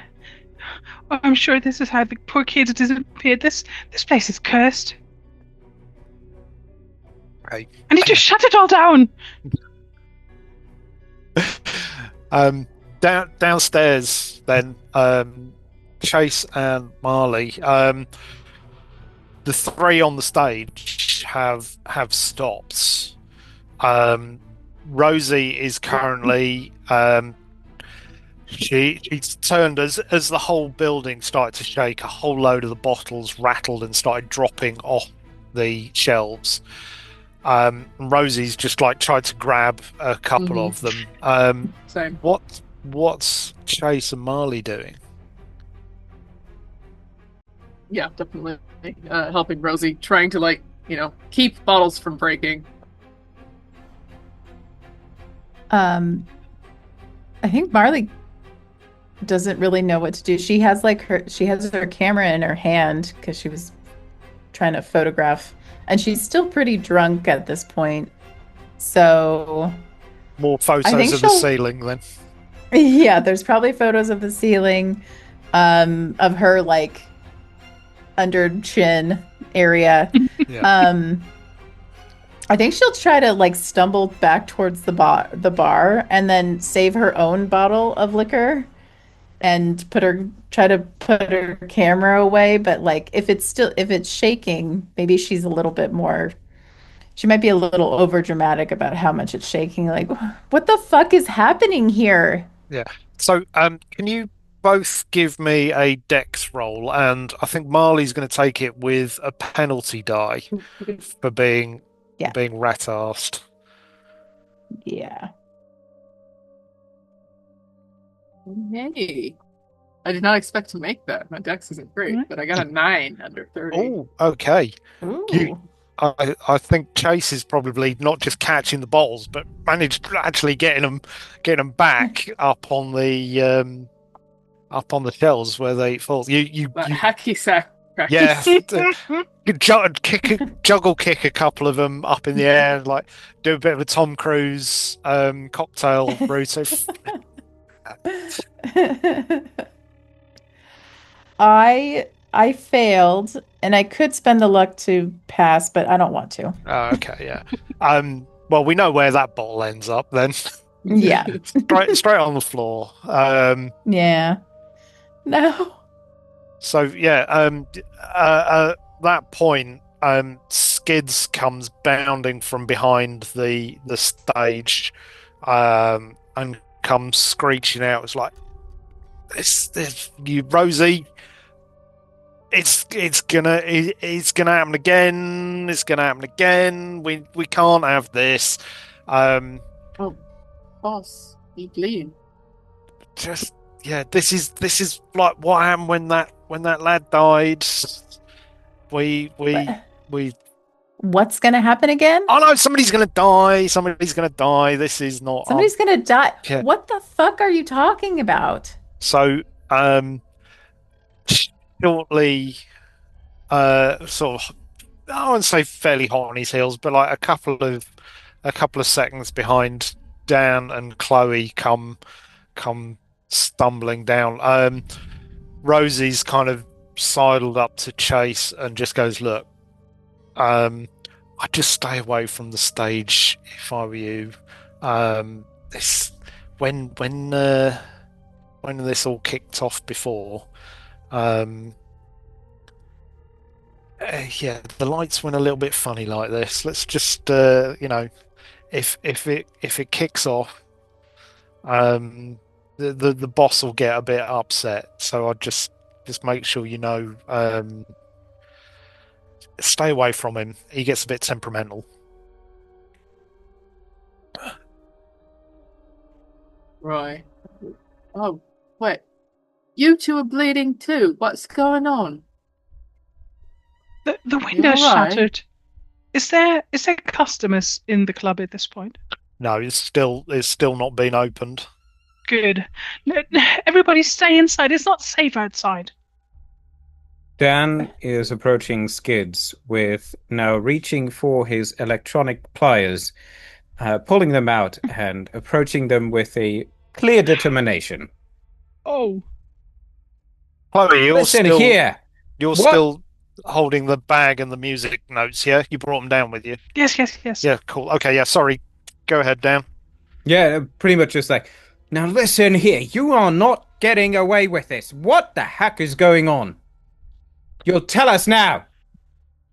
Look, Again, he's holding literally pliers. Like, the wiring's a little bit funny. You can sort it out tomorrow. Don't worry about it. It'll be fine. Look, I'm yeah. getting very close to him now.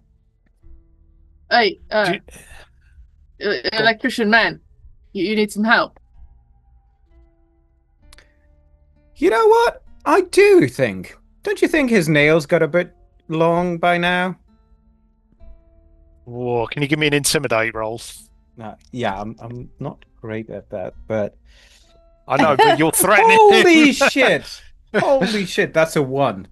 Oh, okay. Oh my god. Right. Skidz is just absolutely backing up. He's like, mate, you're right. You don't have to get too. Hey! What? I'm What? I'm not trying to help you intimidate my boss. I was gonna help you with your hand. God, you're all bleeding all over the place. Right. Nonetheless, Skidz, what the heck? He does have a point. Skidz, what the fuck is happening? What was that? We don't get earthquakes in Bristol.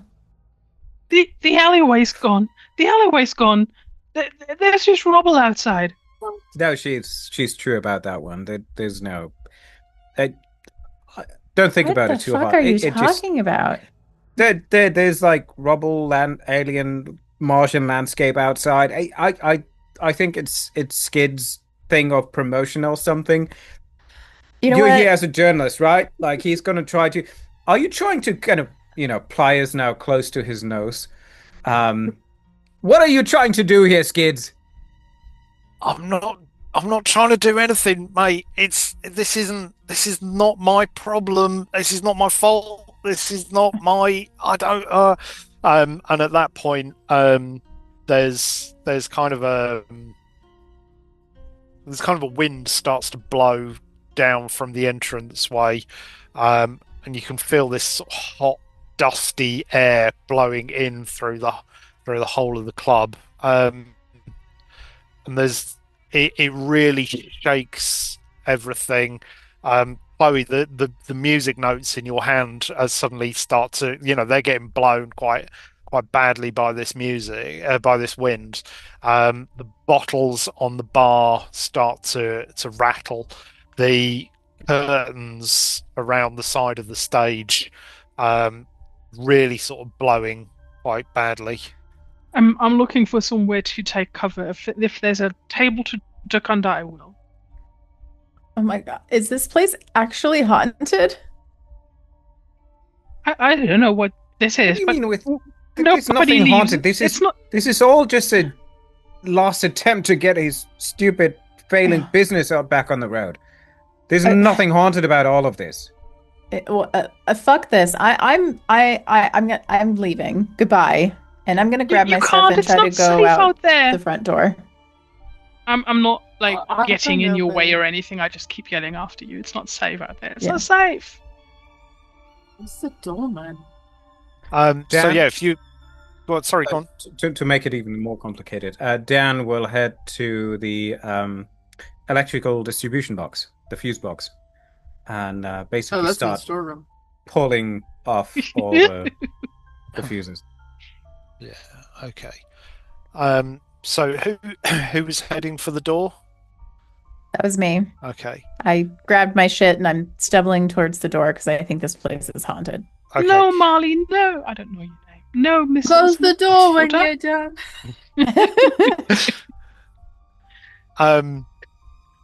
Yeah, Don't tell me what to do. I'll fucking go outside if I want. you sort of stagger down the corridor, and with all the posters and the light now swinging, there's this very kind of kaleidoscopic feel as you're walking down the door towards the door, and as you reach it, there's no sign of dirt. The doorman. You sort of reach the end, and as you look through the doorway, you kind of do a little bit of a double take, and you see just this expanse of nothingness outside. Can you first of all let's have a sanity roll for Absolutely. just I'm not in Bristol anymore. Mm-hmm. For everyone, I that suppose. Drunk is- helper heard that. That is a success. Oh, you're also might be- boring with the sanity roll. I know. Yeah. I'm Right. sad about it too. Drunk Okay. helps, apparently. Yeah. Yeah. So you lose 1 point of sanity. I'm also gonna ask for a spot hidden roll, please. Okay. Let's.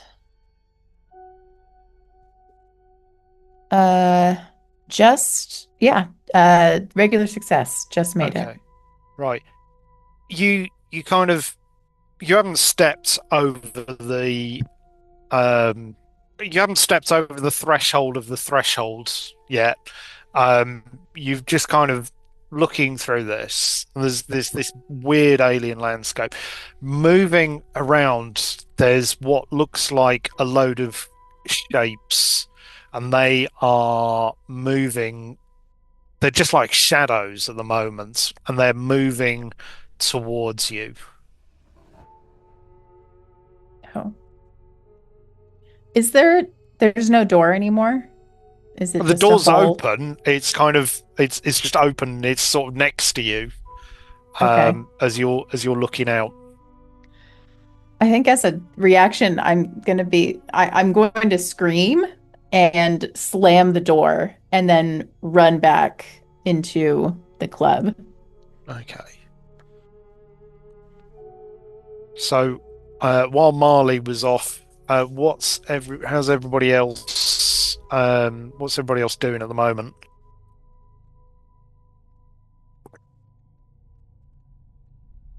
I'm imagining her opening the door, let more of that eerie wind in, so I'm still cowering under the table, taking shelter from that. Yeah, the I've seen nearest those shelter. windows come out. I'm thinking this place is going to collapse any moment if it sees just one more gust of wind. Yeah.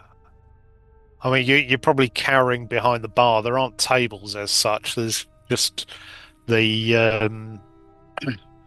only shelter is essentially the stage and the bar. Behind the bar will do. Yes. Yeah. The bar, join us. You'll hide where the booze is at. Yeah. Okay.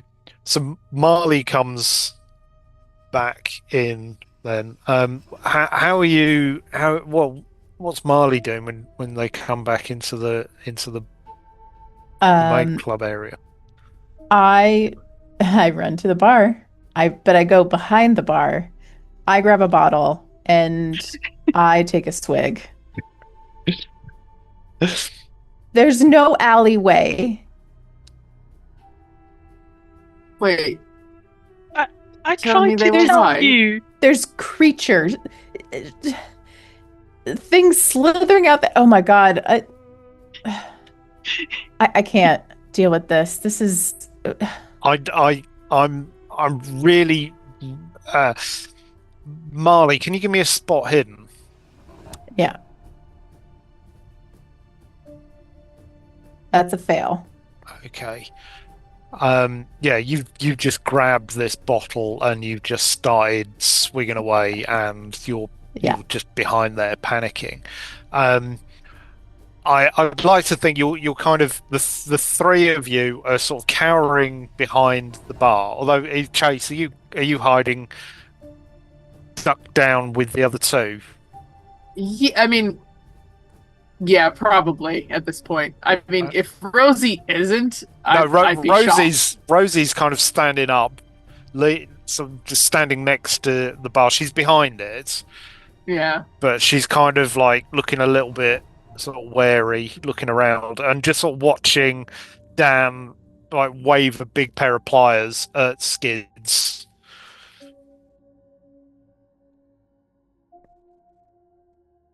I think Chase grabs the highest proof bottle that they know of back there, and has like a little tiny drink of it, and then starts being like, you should probably disinfect those cuts.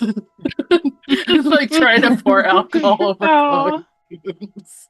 Yeah, so I mean, well, Chloe is still gripping hold of the bag and the music notes. So yeah, if you're how's Chloe going to take to? Are you going to put them down? Are you going to let Chase try? I happily accept it. I'll just keep muttering. Nobody must go outside. It's not safe. It's not safe. It's where the kids have disappeared to. So what are you doing with the bag and the music? Just clutching. Okay. Chase, safety blanket. Yeah, Chase, do you want to give me a first aid then, please? Certainly. It's what I'm here for. Oh yeah, that is an extreme. A 2 under 50.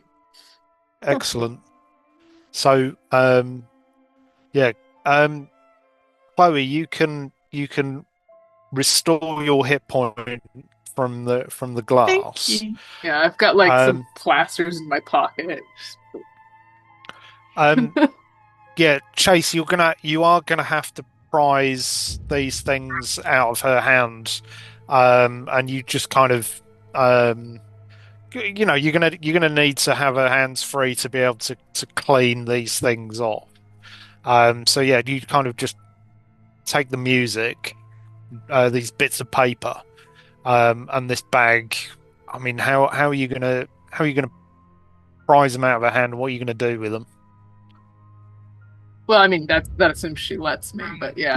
Gently be like, okay. So long as nobody's trying to go out the door again, I'm calm and easy. Yeah. Yeah. Well, I set the bag right beside her, and then the open bag, the music sheaf, I'm just gonna kind of right on top of it. Yeah. Okay. I mean, probably glance at it, but I don't think I can make any heads or tails of it either. Yeah. Have you got a music skill? No. No. I have Latin. I mean, I'll take a peek. Yeah. Oh, yeah. It's probably right between you. Yeah, you're right Yeah. here with us. Yeah. Yeah. Yeah. You see Chase just kind of. And I mean, with an extreme, you don't even have to fight to get them out of her hands. You can just easily take them. And yeah. So Marley, do you want to give me a music roll, please? You kind of Yeah. look at these things. Ooh. Yeah, that's a regular success. Excellent. I was hoping somebody actually got around to looking at this Yeah. stuff. We will not look at the music sheets. If it's one thing we want to do, Actively we're not ignore looking at them. the music sheets. Nobody Like, played stomp the on ghost them. music. Yeah. So The shitty floor. you kind of look at this. I mean, absent-mindedly sort of glance at it. I mean, you're a little bit drunk, but you kind of look at this and absent-mindedly just start to maybe try and work out the tune, start to hum along a little bit. Fantastic. Can you give me that? You passed the music roll, didn't you? Mm-hmm. Yeah. So Regular. yeah. So it's quite difficult to get. It's very sort of it's not what you'd call a particularly easy to follow composition, especially as it looks like in a couple of places it's been crossed out and the notes have been shuffled around a little bit. You start to hum this thing and you immediately start to feel like a bit of a rush of energy come up through you. This feels amazing. And it feels like it comes up through your feet and it comes up and it's just starting to burst out of your mouth. I'd like Chase and Chloe to make a sand roll, please. Ooh, this is gonna go well, naturally. It does. I'm fine. 28. No. I failed. Excellent. Right, so for a pass, it's 1 sanity point lost. For a fail, it's a D3, please. All the while, she's humming the tunes of an elevator music. All right, so that's Yeah.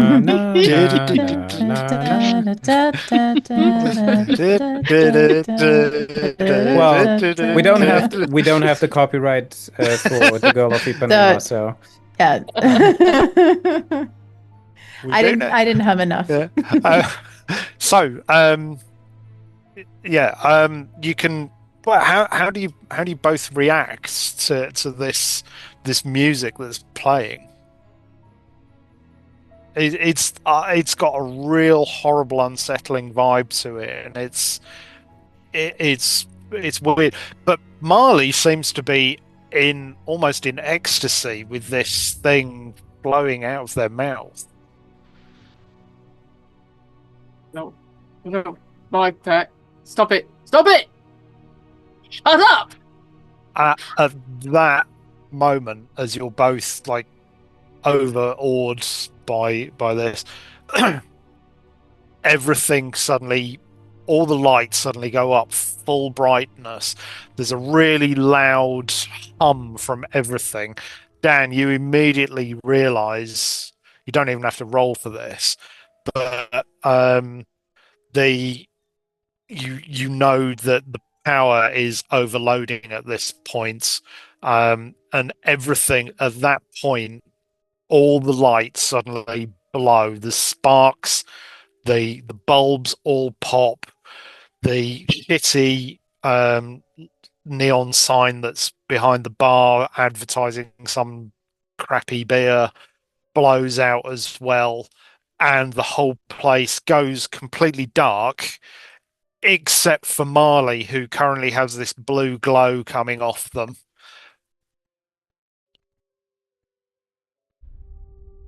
yeah, I'm gonna roll for Sam. Yeah, that's probably a good Sounds point, accurate. actually. I think, Chase and Chloe can roll for Sam. Marley, I need you to make a power roll for me, please. Okay.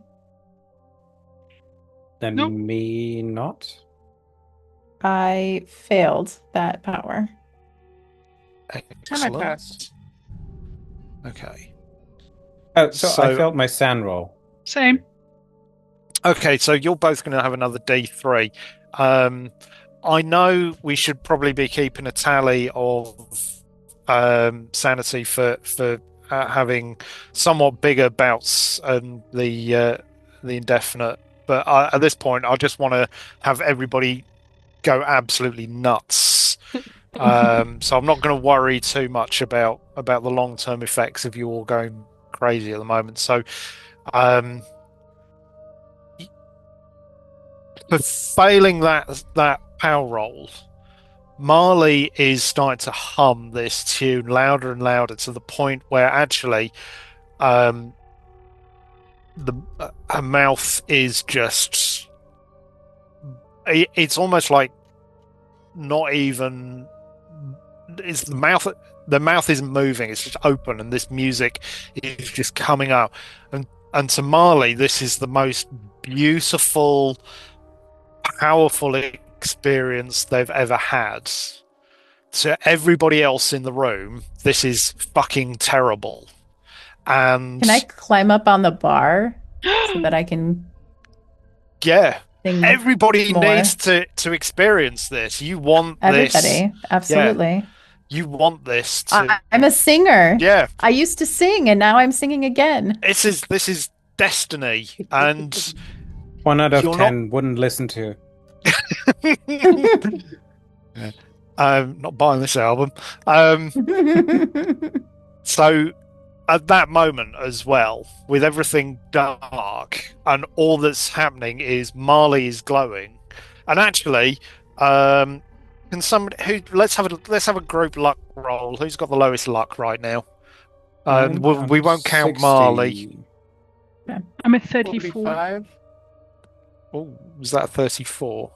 Yeah, it sounds like 34. Yeah, Sorry. let's have a luck roll. Woo. 92. Yay! Oh, Right. no. I'm retiring these days. all those spilt booze bottles and all those sparks, the whole of the back of the bar has a beautiful now backlight for Marley. Marley's just standing there. There's this music pumping out of them, and as all of this is going on, there's suddenly all these shapes suddenly burst out from the entrance corridor, and they start flooding into the room. And at this point, we are going to go into a round of combat. So, let me just make some dice rolls so I'm ready for this. La la la la la. Superb. There. 2. Right. Okay. So, all of a sudden, these shapes burst in. They're backlit by the fire that's now spreading across the bar. These shapes that come in, it's hard to immediately make out what they are, but they're moving quickly. They just burst in, and there's like a clicking, skittering, cracking noise as they move, and they just seem to make a beeline for sort of the stage area. For those of you sort of crouched behind the bar, you hear these things. They come bursting in, but they don't come straight to the bar area. They're heading straight for Skidz. They're heading for Dan. They're heading for those on the stage, and what we're going to do now is the first couple are heading straight towards, because where Skidz and Dan are, they're kind of the stage is closer to the doorway than they are. So these shapes basically start swarming towards the 3 musicians on the stage. They come bounding in, and you can see they start to grab these shapes grab towards the sonic anarchy. Dan, what you see from what little light you can see, they're these sort of hunched insectile sort of figures. They look roughly like they're around 3-4 feet long.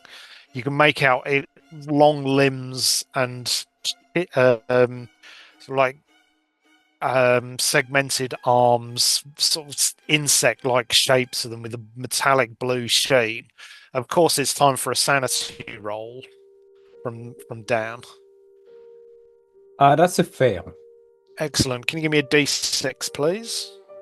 Sure. That's a 1. Okay. Boo. Yeah. I know. I'm sorry.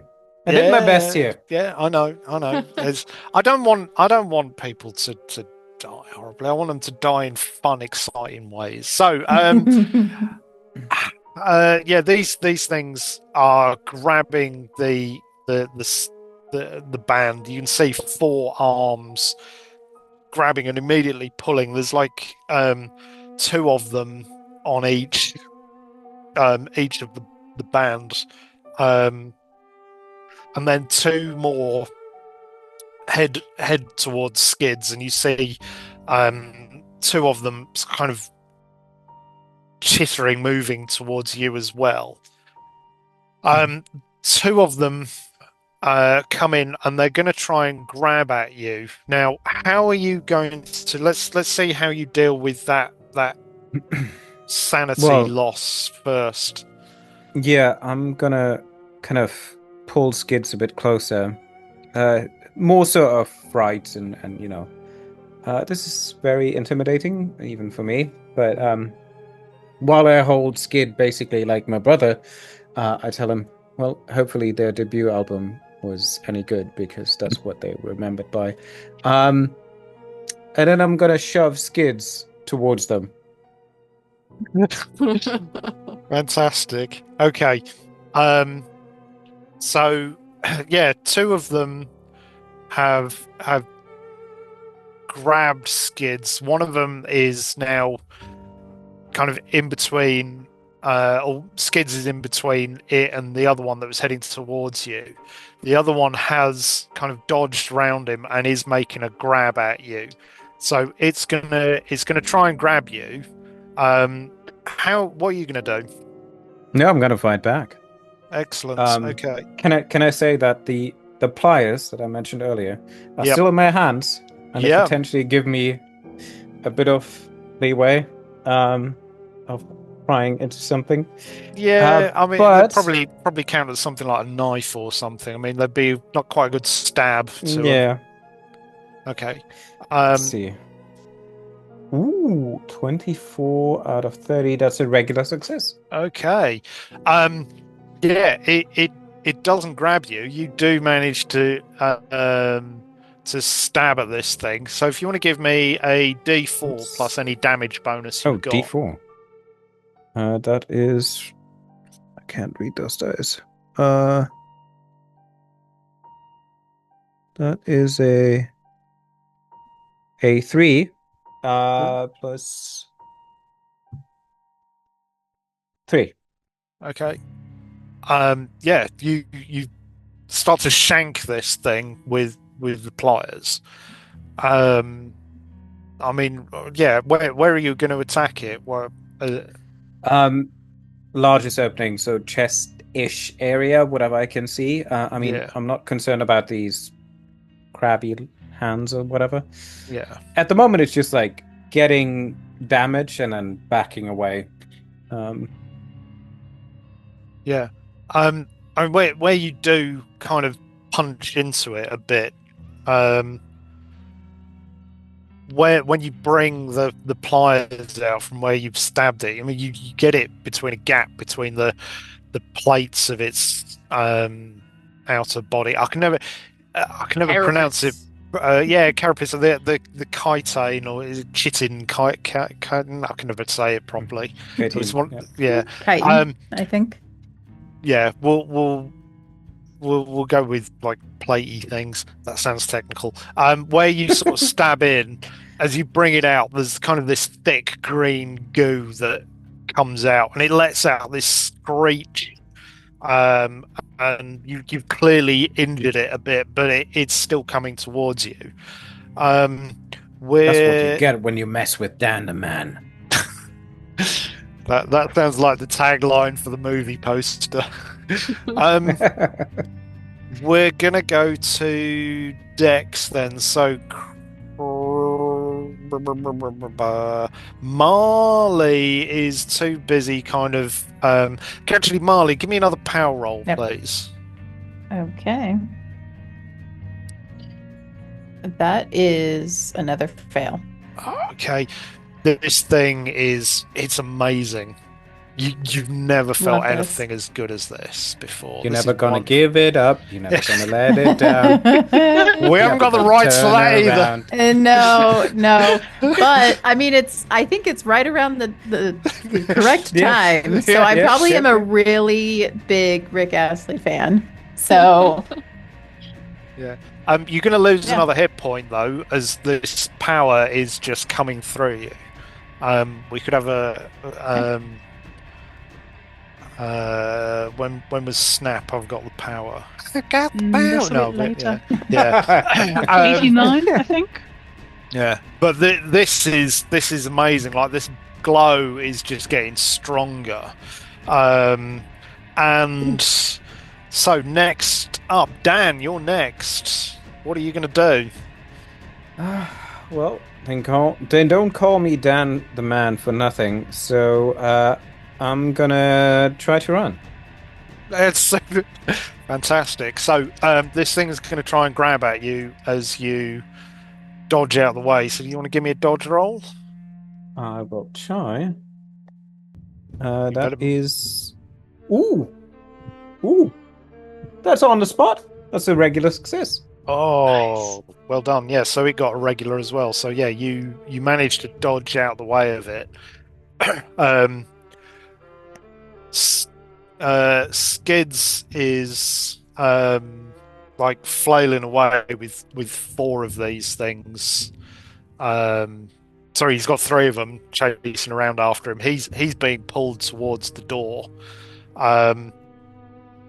He's absolutely buried under these things.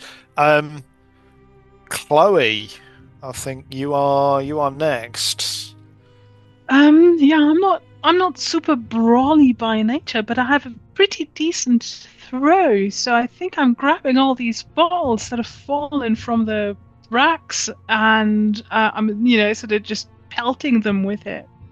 Okay, you're still crouched behind the bar with. Well, I'm with the getting others. up a bit, like I was going to say to a 'cause- throwing position, so that I Yeah. need to see them, right?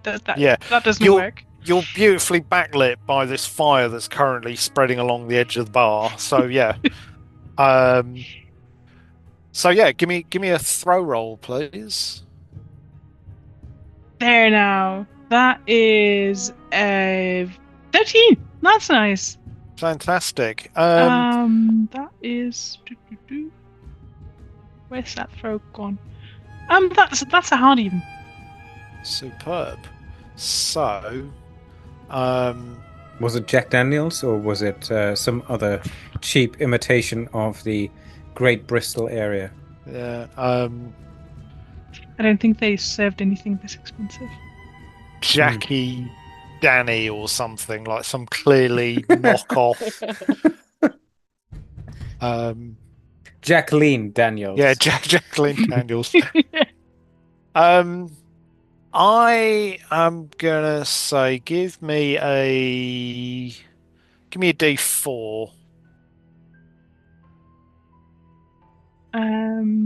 That's a 3. Excellent. Okay.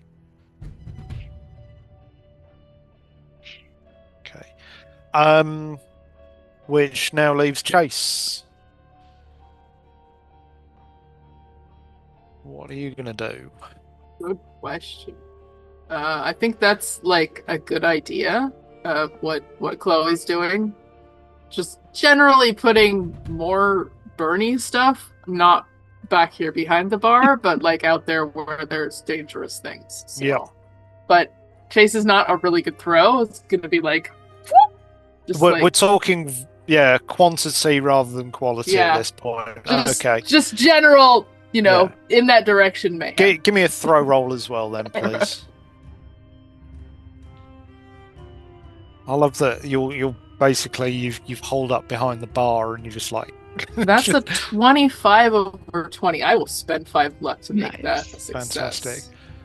Give me a D4 as well, then, please. That's 2. Okay. Right. So between the pair of you, you've definitely christened a couple of these things with some of the spirits. There's this green goo that appears on a couple of the ones that you hit, and there's now glass all over the floor. There's the spirits as well. Just the whole place is now starting to stink like a distillery. I also want to grab one of those dirty bar rags. So I'll just get that. Molotov cocktail time. I was wondering when somebody was going to do it. Yeah, right. The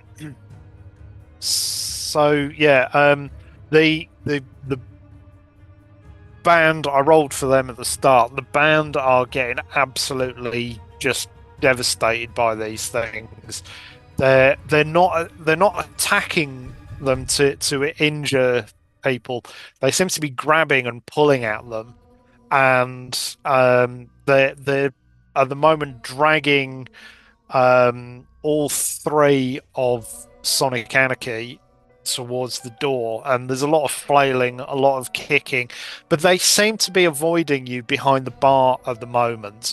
Rosie is also joining in with kind of pelting these things, and between the 3 of you, you're kind of like ducking, weaving around Marley, and just absolutely hammering these things out. So back to the next combat round. This one that Dan is currently kind of legging it away from is going to make another kind of grab towards him, but it's because it's got to close the distance a bit. Dan, what are you gonna do to try and avoid this thing? Or are you going to keep avoiding it, or are you going to fight back? I wouldn't back down from a screaming wife that I bailed on from some work. No, I would face it front on with the best attempt that I can. Okay, excellent. Can you give me another fighting brawl then, please? Oh, we'll try. That is a 62 over 30, so that's a fail. Okay, right. This thing, it kind of bounds towards you, and just you feel. Where were you heading? When you kind of dodged away from this thing? I think just away towards the others. Okay. Well, so anyone that I could push in my way, in its way instead for me. It was a tactic that worked once. It seems to make sense to try and do it again. But unfortunately, as you're kind of trying to get towards the bar and this thing comes towards you, I imagine with all the glass and what have you, the bottles that are flying, it's grabbed hold of you. And you feel these strong arms clamp. And as you face this thing, it's where its eyes should be. There's just these 4 black gaping pits of nothingness. And there's this pair of these razor sharp little mandibles that are jutting out from the bottom of its head, and there's this sort of clicking as it twitches its head, and it's absolutely grabs hold of you. Can I initiate the start of a Sylvester Stallone move of pulling it closer to me? Like, yes, come closer. Come closer. I still have my pliers in my hand, so. Yeah, absolutely. So, yeah, we will have Marley first. I need you to give me a power roll, but I need a hard power roll at this point. Okay. Let's see. That is a fail. And I don't think I can spend it to a hard. Well, we're almost done. What would that be? Would it be more interesting for me to come out or stay in?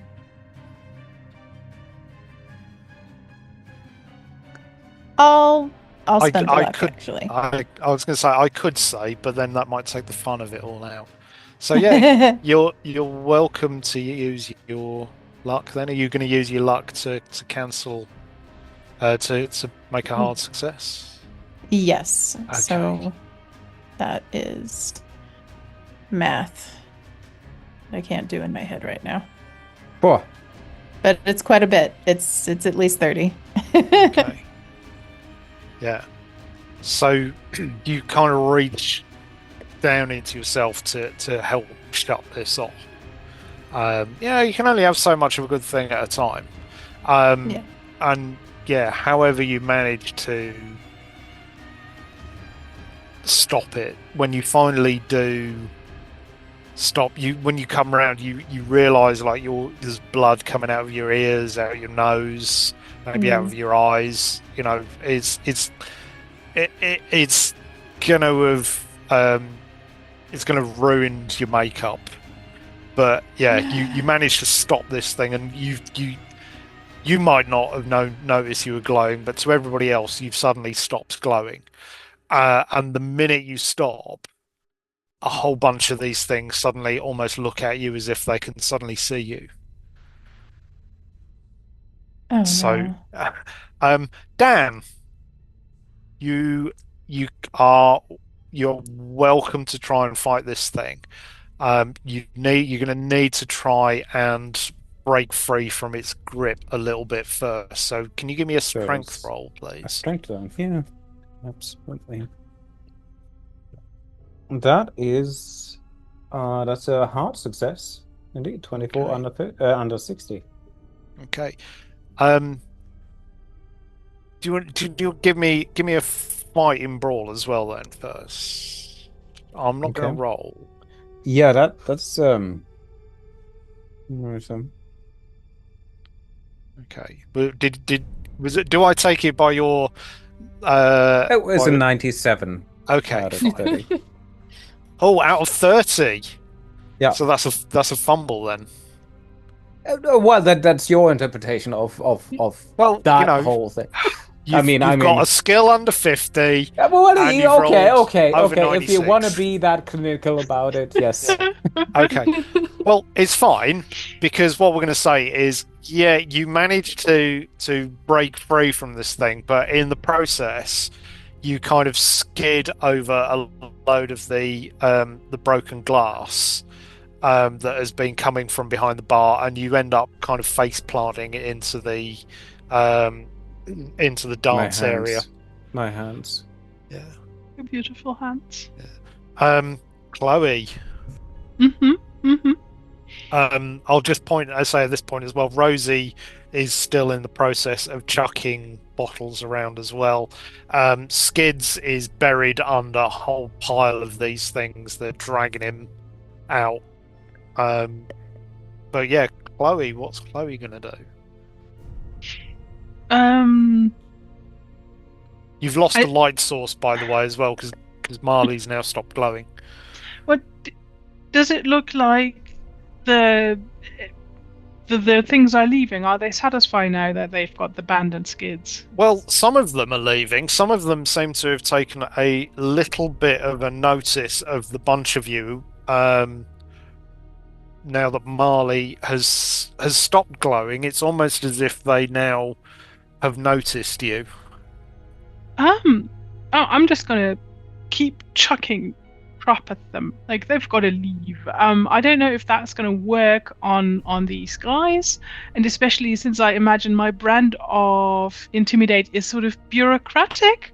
But I'm gonna threaten them with so many code violations that they gonna better get back to their shitty dimension before I bust their asses. I'd say those those claws they've got on their end of their arms do not come under any health and safety. I mean, they might not understand the language I'm speaking, but they hear my tone. Like I've got issue. Yeah. So, what you are actually going to yell some sort of intimidation at them? I love it. I love it. That's fantastic. When in doubt, turn bureaucratic on them. Give me an intimidate roll. Hell yeah. All right, that is a 26 and a 60. Do you want a hard? You can. I mean that. Right. A hard finger wagging. Right. A couple of them. I'll say a couple of them that were approaching you. You turn on them with such violence in your pose. I think you are. They don't understand you, but they pause. They clearly understand some sort of body language, and there's a moment of, it's almost like a bear rising up and just scaring the shit out of these things. Yeah, they kind of stop and take a couple of steps back. Chase. They don't have bureaucracy in their dimension. I'm sorry, you didn't fill out the right paper form to even do the international cross-dimensional travel. So I'm sorry, but you have to go back. I want to light this like crappy bar rag with this lighter and throw it into like the mess of already dripping with alcohol. Whatever this. Beautiful. I'm not even going to ask you to roll to try and set it on fire. You've got a bar behind you on fire. Yeah. You just stuff that rag in. Give me that throw roll, please. All right. Here goes. Oh, that is a 51 over my 20. Do I want to spend that much luck? I think I do, though. I think I do. Or do you want to make it fun and really push the luck? Yeah, you can push it. Oh, Pushing I could push it. Yeah. Yeah. Of course, if it fails, what's worse? I only have a 20. Well, if you fail, it's not like there's anybody lying in a massive puddle of alcohol right now. Oh, that's true. Oh, yeah, it could hit. It could push hit. it. Come on, push it. I'm gonna push it, but oh my god. Yes. Sorry, Dan. That is. I think that is 100. I got a 0, 0, and a 0. Yeah. Oh. Right. Okay. I'm not sad. Well, they're not getting us alive. Because although I can see exactly how this goes, I think Chase, you need to explain exactly how you've just set Dan on fire. So Chase is not a very good throw, as said, and is not really worrying about anything that's happening out there. It's like, that's all bad. Hasn't even seen that Dan has gone face planting somewhere. Just was like, okay, we'd fire in the alcohol over there, and just kind of like, without looking, just kind of chucks it in that general direction. It ends up landing like right next to Dan's head. And then yeah. There's that soft as it basically goes up, and all this cheap spirit is Jacqueline Daniels. Yeah. It's good for something. Yeah. Cleaning wounds and setting fire to electricians. Yeah. Okay, that goes up with a beautiful warmth. back to I just want to confirm one thing, though. Yeah. Yep. Despite me being lit up, I'm still kind of grasping that thing in front of me, right? No, you managed to make your strength roll, and you broke But then free it from it. fought- But then, okay, But then yeah. it So, fought back, so like, you know, okay. Yeah. and I mean, pulled yeah. it close, so like, Okay. I won't If- let that's where the Are you on Sylvester top Stallone of it comes on the floor? I'm not sure exactly, So but like it's- my cinematic view was like, oh yeah, I got away, but then it grabbed me, and I was like, well, good, grab me then.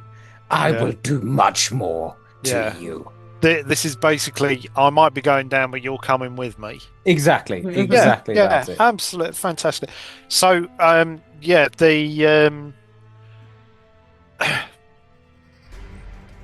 these things are you see the others being dragged out. If they haven't gone already, they're disappearing around the corner. And there's just shouts of various cries as the band and the Skidz are sort of dragged off. This one that you're fighting with, it's gonna make it is gonna make another grab at you, but I think what we need first. No. I'll do it first. So, okay. It's it's grappling with you. This thing is very, very strong. And it's got a really you've got it, but also it has got Dan. It's trying to pull you towards the door. It's like it seems to just want to head out with you with it. Doesn't matter that you're both currently on fire. It seems to be almost ignoring that. What are you gonna do as this thing's on fire? Me, Dan. Yes, sorry, yeah. Well, it's a very new trick that I'm having up my sleeve. Just tripping it. Okay. Pulling up my leg so it falls to the ground. So yeah, if you wanna make a grapple or fighting brawl. Sure. You- Okay. That is a solid 85 over 30. Okay. Well, I'm not one to say you would have had to have got an extreme, but you would have had to have got an extreme at this point. Well, good thing because you didn't. Yeah, but no, I wouldn't have said that at all. But yeah, it has got you, and you can feel yourself. Your clothes are burning. You're covered in all this alcohol, and at the moment it's mainly the alcohol that's burning, but you can feel the heat of it coming. It's starting to singe your hair. It's your clothes are soaked in it, so your clothes are starting to go up. And it's pretty hard to fight this thing. It has got a damn good grip on you, and it is really, really pulling you, and it is dragging you out towards the door.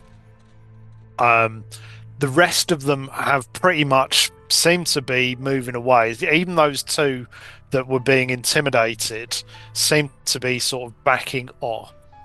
And it's this thing is the room is emptying a bit now. These things are just starting to disappear, and Marley, what's Marley going to do? These things are definitely backing off at this point. They seem to have grabbed the band. They've got Skidz, leaving basically the three of you behind the bar, almost alone at the moment. I think Marley is going to be super helpful and cower in fear behind the bar just in the furthest corner, like whoever she has to push out of her way to get to the furthest corner that's not burning, and so she can cower and hide. Cool. Dan. Oh, sorry. Actually, sorry. Yep. On her way to cowering, she might want to snap a couple pictures. It's what they always forget to do in things like the X-Files, isn't it? Take some proof. Get some proof. Yeah. Okay. Dan. This thing is got a vice-like grip on you. What do you want to do? Not pay VAT on that. But other than that, I'm gonna do my last attempt of just a classical kick, punch, and scream with all my might, and try to get away from it. Okay, fantastic. Give me one last fighting brawl then, please. Oh, jeez, that's still a fail. Okay, right. Well, I won't say what happens, but we'll come to that in a bit. Chloe, Do we still have Rosie? Did she get dragged away too? she's currently behind the bar with you. The only one who's disappeared down with these things that you can see is Skidz and the bar, the band. But yeah, Rosie was behind the bar with you. How does it end? What happened last time when the boy played cello? Well, this didn't Did it fucking just happen. end? I tell you, she's like batting at the fire, trying to put the fire out. We didn't have anything like this. I tell you. I just wanted to stop. How does it stop? Yeah, it'd be great, wouldn't it? She's like, And I sort of help her with the fire, like trying to put it out with my jacket. yeah, she's somehow managed to find some water that isn't isn't like as thick as oil or something. Is just trying to douse the fire in some way. She's managing to get it mainly under control. Chase, what's Chase doing?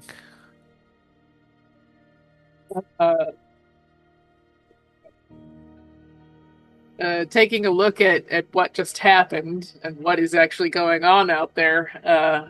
Probably just like ducking down and just being like, nope, I'm not here. Go ahead and go away. Yeah. Okay. So, I think at this point then, let's kind of drop into the final stage of this. So, these things finally sort of disperse. It was very brief, but it was very chaotic. For the three of you all sort of stumble out of the bar. Although the fire was kind of starting to get a little bit under control, the fire on the sort of mosh pit dance area is now starting to spread a little bit, and Rosie's like, "Oh shit! No, I think we need to get out of here." She starts heading towards the door. She says, "No, this place is going to go up any minute. We need to get out. If we follow those things, we might be able to get away." And she just starts running off. Is there a back entry or something? Not that you've seen. Okay. Well, I'll ask her that. But if there isn't, then No. We need to get. This place is an absolute nightmare. There's one door. Yes, you might think that's a health and safety violation. There might be a fire thing, but at this point, not the worst I've seen tonight. Yeah. So there's kind of this low rumbling again around the building. The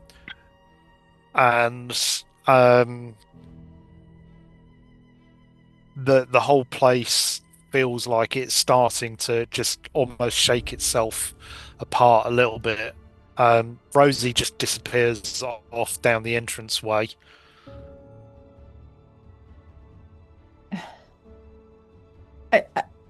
Would you rather get burned to death, I guess, or get lost in fucking nowhere? Well, I mean, lost in nowhere is the better choice, I think. I'm not sure I prefer being eaten by bugs over burning alive, but if we can avoid those, this might yet be nice. I think this place needs some proper bureaucracy introduced to it, yeah. Sure thing, darling. And Marley will start to head out. Case has followed Rosie because she's the only one who has any idea of what's going on anyways. Okay. So the three of you sort of stumble out of the bar following Rosie, and there's smoke now billowing behind you. As you step outside, you find yourself on the street outside.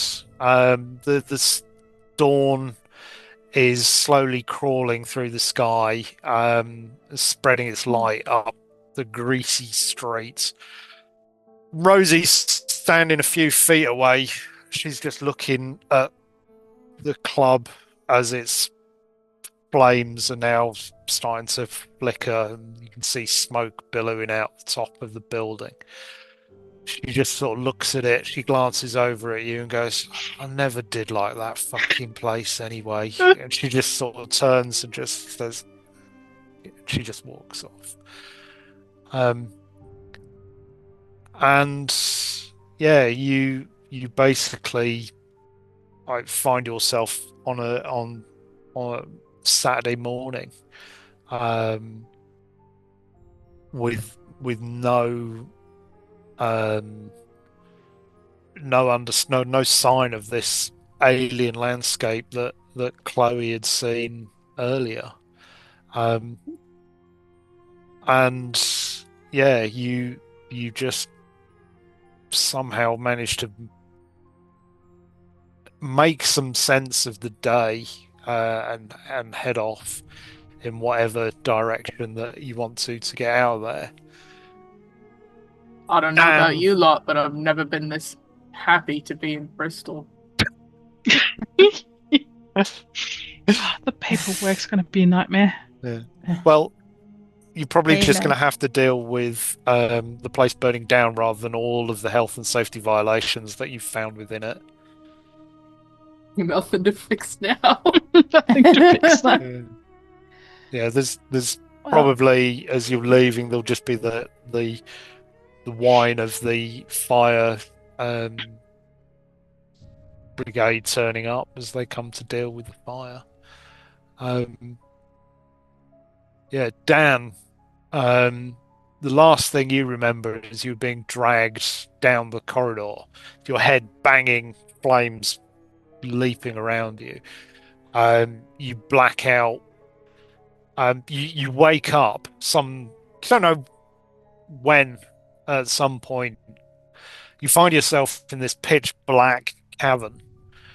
What little light there is coming from these sort of strange, twisted openings. There's this weird sort of musical tone all around you. You realise that you're being restrained by something across your arms, your legs, and your chest. You're only able to look around a little bit as you can turn your head. You can feel your whole of your body is itching from burns. There's just that kind of smell of burnt hair filling your nostrils. And as you sort of look around, you realise the room seems to move a little bit, and you realise there was something huge above you, hundreds of eyes with this soft blue glow, blink, and look around you. You realize you're not in a room. It's just this huge creature was just straddling above you. And the last thing that Dan feels is razor-sharp claws clamping onto his body. And your ears fill with your own screams, joining in with the howling music that has been just building around you. And that's the end. Not as bad as my last NHS appointment. But good, great. Yeah. Awesome. Awesome. Thank you. Fantastic. Wow. Well, What a that ride. was the 2025 community winner, Dead Beats, by Dave Kirkby. Our GM tonight and our players tonight were, on the one side, Eerie. Do you want to tell us about yourself and who you are and where people can find you if they want to get in contact with you? I am Eerie Lunarose. I'm a cryptid from the Northwest. Other than occasionally here, apparently, you can find me on Big COC Energy Podcast sometimes, where I do funny voices and enjoy more Call of Cthulhu like this. Fantastic. Also here we have Yeti. Yeti. Hi, I'm embroidered Yeti on Discord or Blue Sky, and you can on occasion hear me also at the Miskatonic Playhouse and the Burnt Out Playhouse playing Embers of Humanity. Indeed. And Crystal, what about you? Yeah, I'm Crystal. You can find me here at the Illusion Horror NCon YouTube channel, and on our YouTube server, and you'll find me at our con December 5th through 7th. And yes, very excited. And yeah, I'll be hanging out on Discord and offering games, and come check us out. Fantastic. What about you, Dave? Because I'm unimportant and just the weird person in between. Dave, where can people find you? I mainly lurk on Blue Sky under Dr. Monkey Face. I am on a couple of Discords, but I've completely lost track of which ones I'm in. I'm in so many. I'm just there. Yeah, I'm in Miskatonic Playhouse, good friends of Jackson Elias, the Chaosium one. Feel free to send me some abuse, depending on what you feel. But yeah, I'm always happy to have a chat or to talk about various nonsense that I get up to. Fantastic. With that, I want to say thank you for all the players, and thank you, Dave, for running us through Deadbeat. That was a fantastic evening, and we'll see you all, hopefully, on December 5th to 7th, as Crystal announced, for Illusion Horror and Con, the 4th annual convention of ours that concerns about horror RPGs and anything related to the TTRPG horror side of things. Thank you all, and have a wonderful day and evening, morning, whatever you are. Bye, everyone. Bye.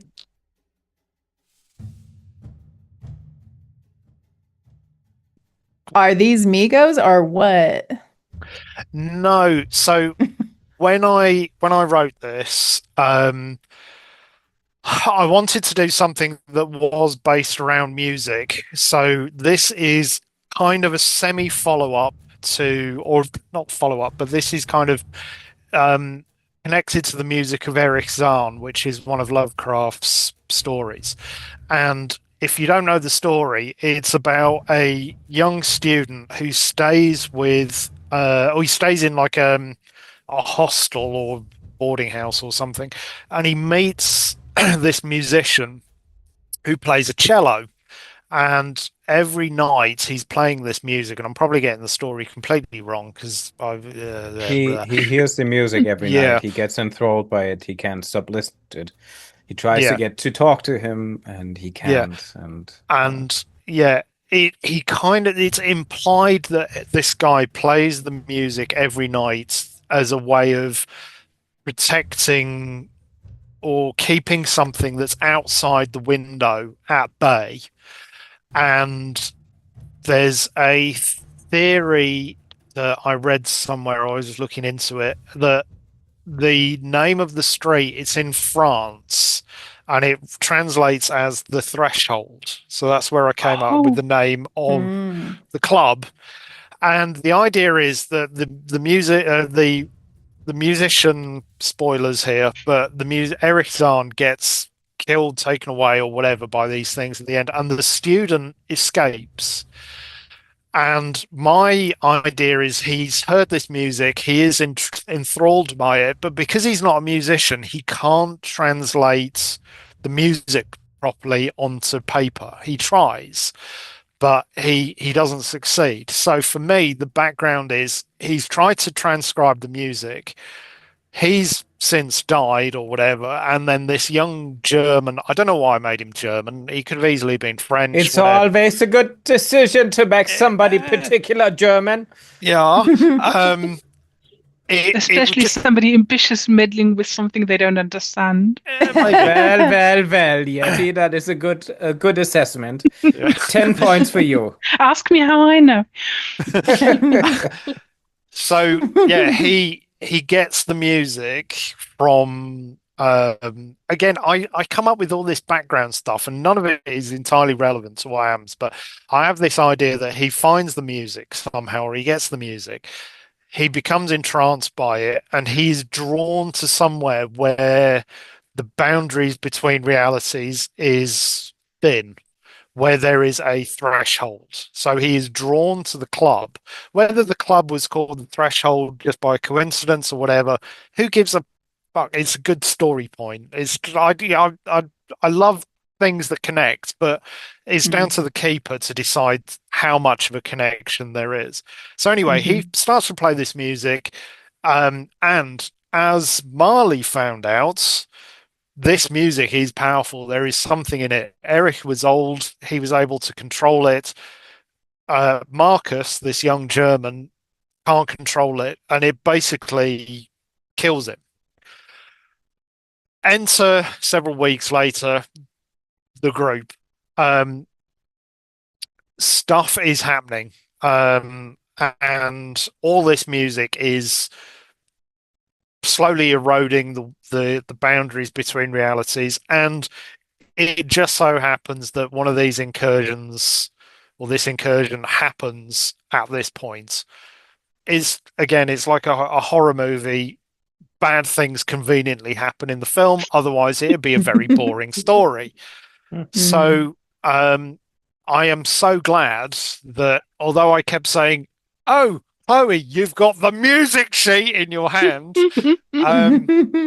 fortunately, like there's going to be a chance there's at least somebody in the group who has some musical knowledge. It doesn't matter if the music hadn't been hummed, played, whatever.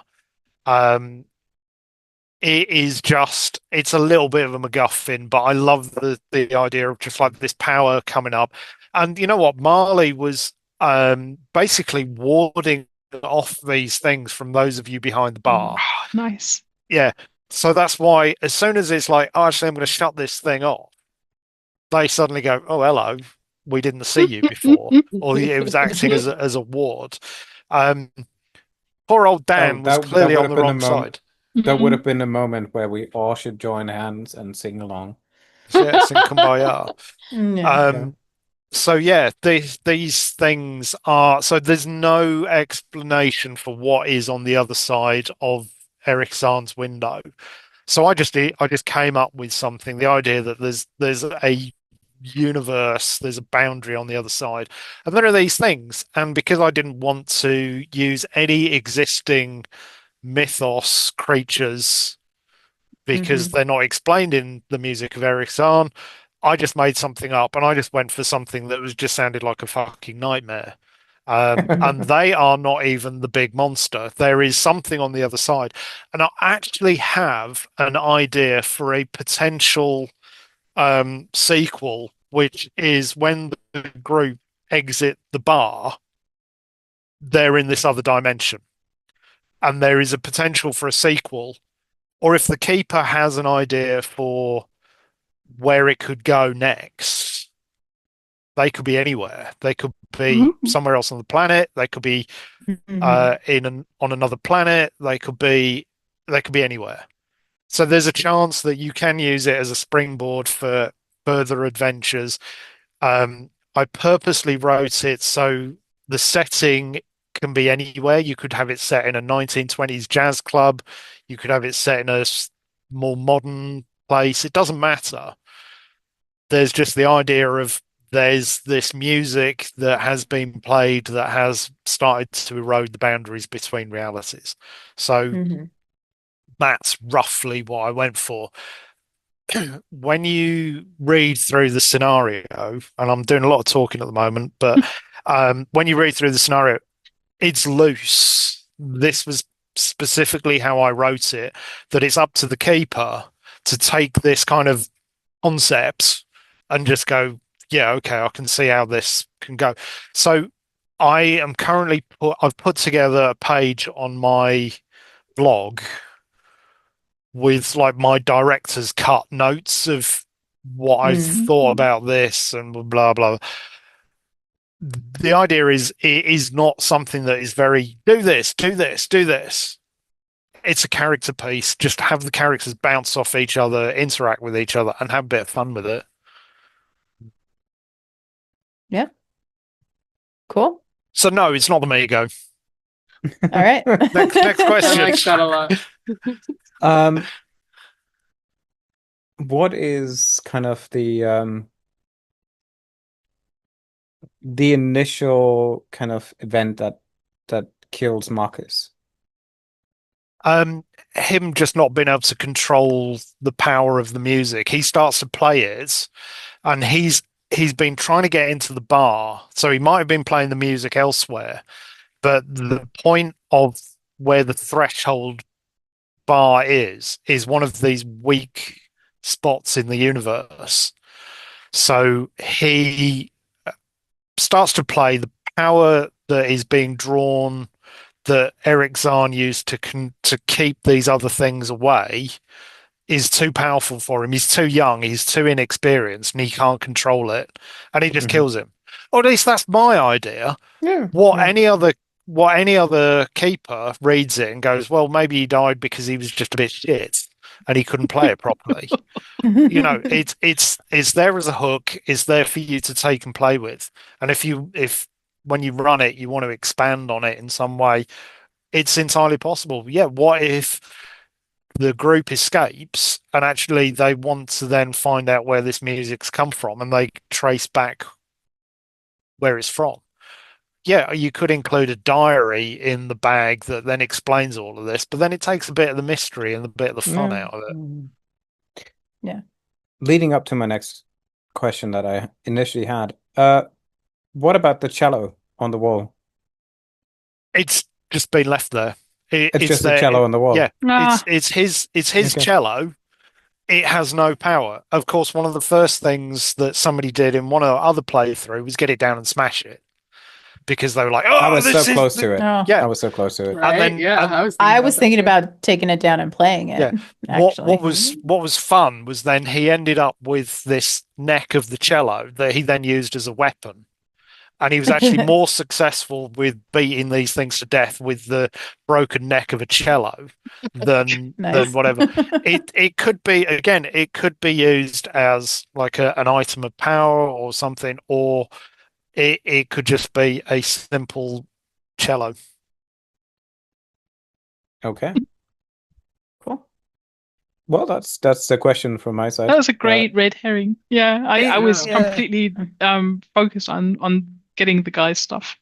Yeah. I would have wanted the cello if I could have had. You wanted to write up the code violations for having a cello that cello displayed could have incorrectly. fallen on somebody's head and Yeah, killed them, yeah. surely. Yeah. It wasn't properly secured to the wall. So Mounted. And the people disappearing is just, I had the idea of, yes, these things could be taking them, they could just be falling out of our universe into the other one accidentally, or it could just be it makes it interesting that people are disappearing, and it's a bit of a hook for introducing the group. There's a character that I didn't list as one of the options for you, which is an investigator that the um, people who've disappeared, their background is people have disappeared, and one of the family members has hired this investigator to go and snoop around. And what I wanted was maybe for this character to like have talked their way in some way, and they're trying to find something. Unfortunately, all I've found with that character is people come in and play it like a hard-boiled detective, and it feels out of place for the scene, or for the scenario. So for me, that character, I've taken it off the shelf a little bit, and I'm thinking about how I can tweak it a little bit to make it a bit more of an interesting character to fit into the scenario. There's one more question that comes up now. Of course. Sonic Anarchy. Yeah. Yeah. Anything special about them? Could I have prevented, done something? Would have changed anything, or are they just a punk group? So first off, they're based on Electric Mayhem, the world famous group from the Muppet Show. Nice. I had a feeling the drummer was Animal. Yes. Yeah. Right. So Yeah. It like the way you described them, I was like, yeah. And So then it the sounds long, either I very forgot the Muppet's name, but the blonde hair. Yeah, okay. Janice, Okay. 'cause she's based on Janice, Janis yeah. Joplin. Mhm. So I've changed her to Janie. You've got Blitz, the drummer, who is Animal. The one with the top hat is he called Dr. Teeth or something? Yeah. Dr. Teeth. there I is- think Yeah. that's his name. Yeah, yeah. And then the other one is based on one of the other characters from Electric Mayhem. Okay, so yeah, they're there to be meat shields a little bit. When the incursion starts, they're there to get in the way of the other things. They're there for the group to help save. Yes, you could have saved them. Possibly, they're there for the keeper to use as they want. A lot of the time, I've just considered them to be just disposable characters there. This is the first time Skidz has not survived. Oh, Yeah. We've done something right. I love Skidz. No, Skidz is my favorite character. I love him. Well, for that to love somebody, you need to experience the loss. Yeah, I of know. somebody. I'm gonna go and have a cry over the loss of Skidz. Usually it's Skidz who gives the little I never did like that fucking place at the end. But the fact that Rosie has never died. Like she's like Teflon, that girl. The group either like one of the other ones I played with Mav, and Mav just like bonded with Rosie, and like those two were inseparable. I'm not And surprised. yeah, is like Rosie survives. Dirt, the doorman guy, he's muscle. Depending on how you play him, he can be either really suspicious and people think he's behind the disappearances, or he's just a big lunk who can wave a spanner around at the end and help survive. The NPCs are pretty much there to just be a bit of extra character, and just to have a bit of fun with. And I know we talked during the break about you all being split up, and yeah, it can be a little bit tricky to juggle everybody. As I said, I love the way you all got together at the bar and started interacting. which is great. For me, especially because I'm then not having to juggle what 4 people are doing at once, which does make a little bit of, it's why I like to play this with 4 people. So you've got less who's doing what. But yeah, depending on how the group are working together, usually the first hour is kind of everybody comes in, you start to investigate, some weird stuff happens, you start to hear almost things around you. You can kind of start to ramp up a little bit of the mystery of what's going on. The second hour is usually, right, let's bring in the band, let's have some more weird stuff going on. Let's get the music sheets out and let's start to have something. And then the last act is basically it all kicks off. So it's kind of that.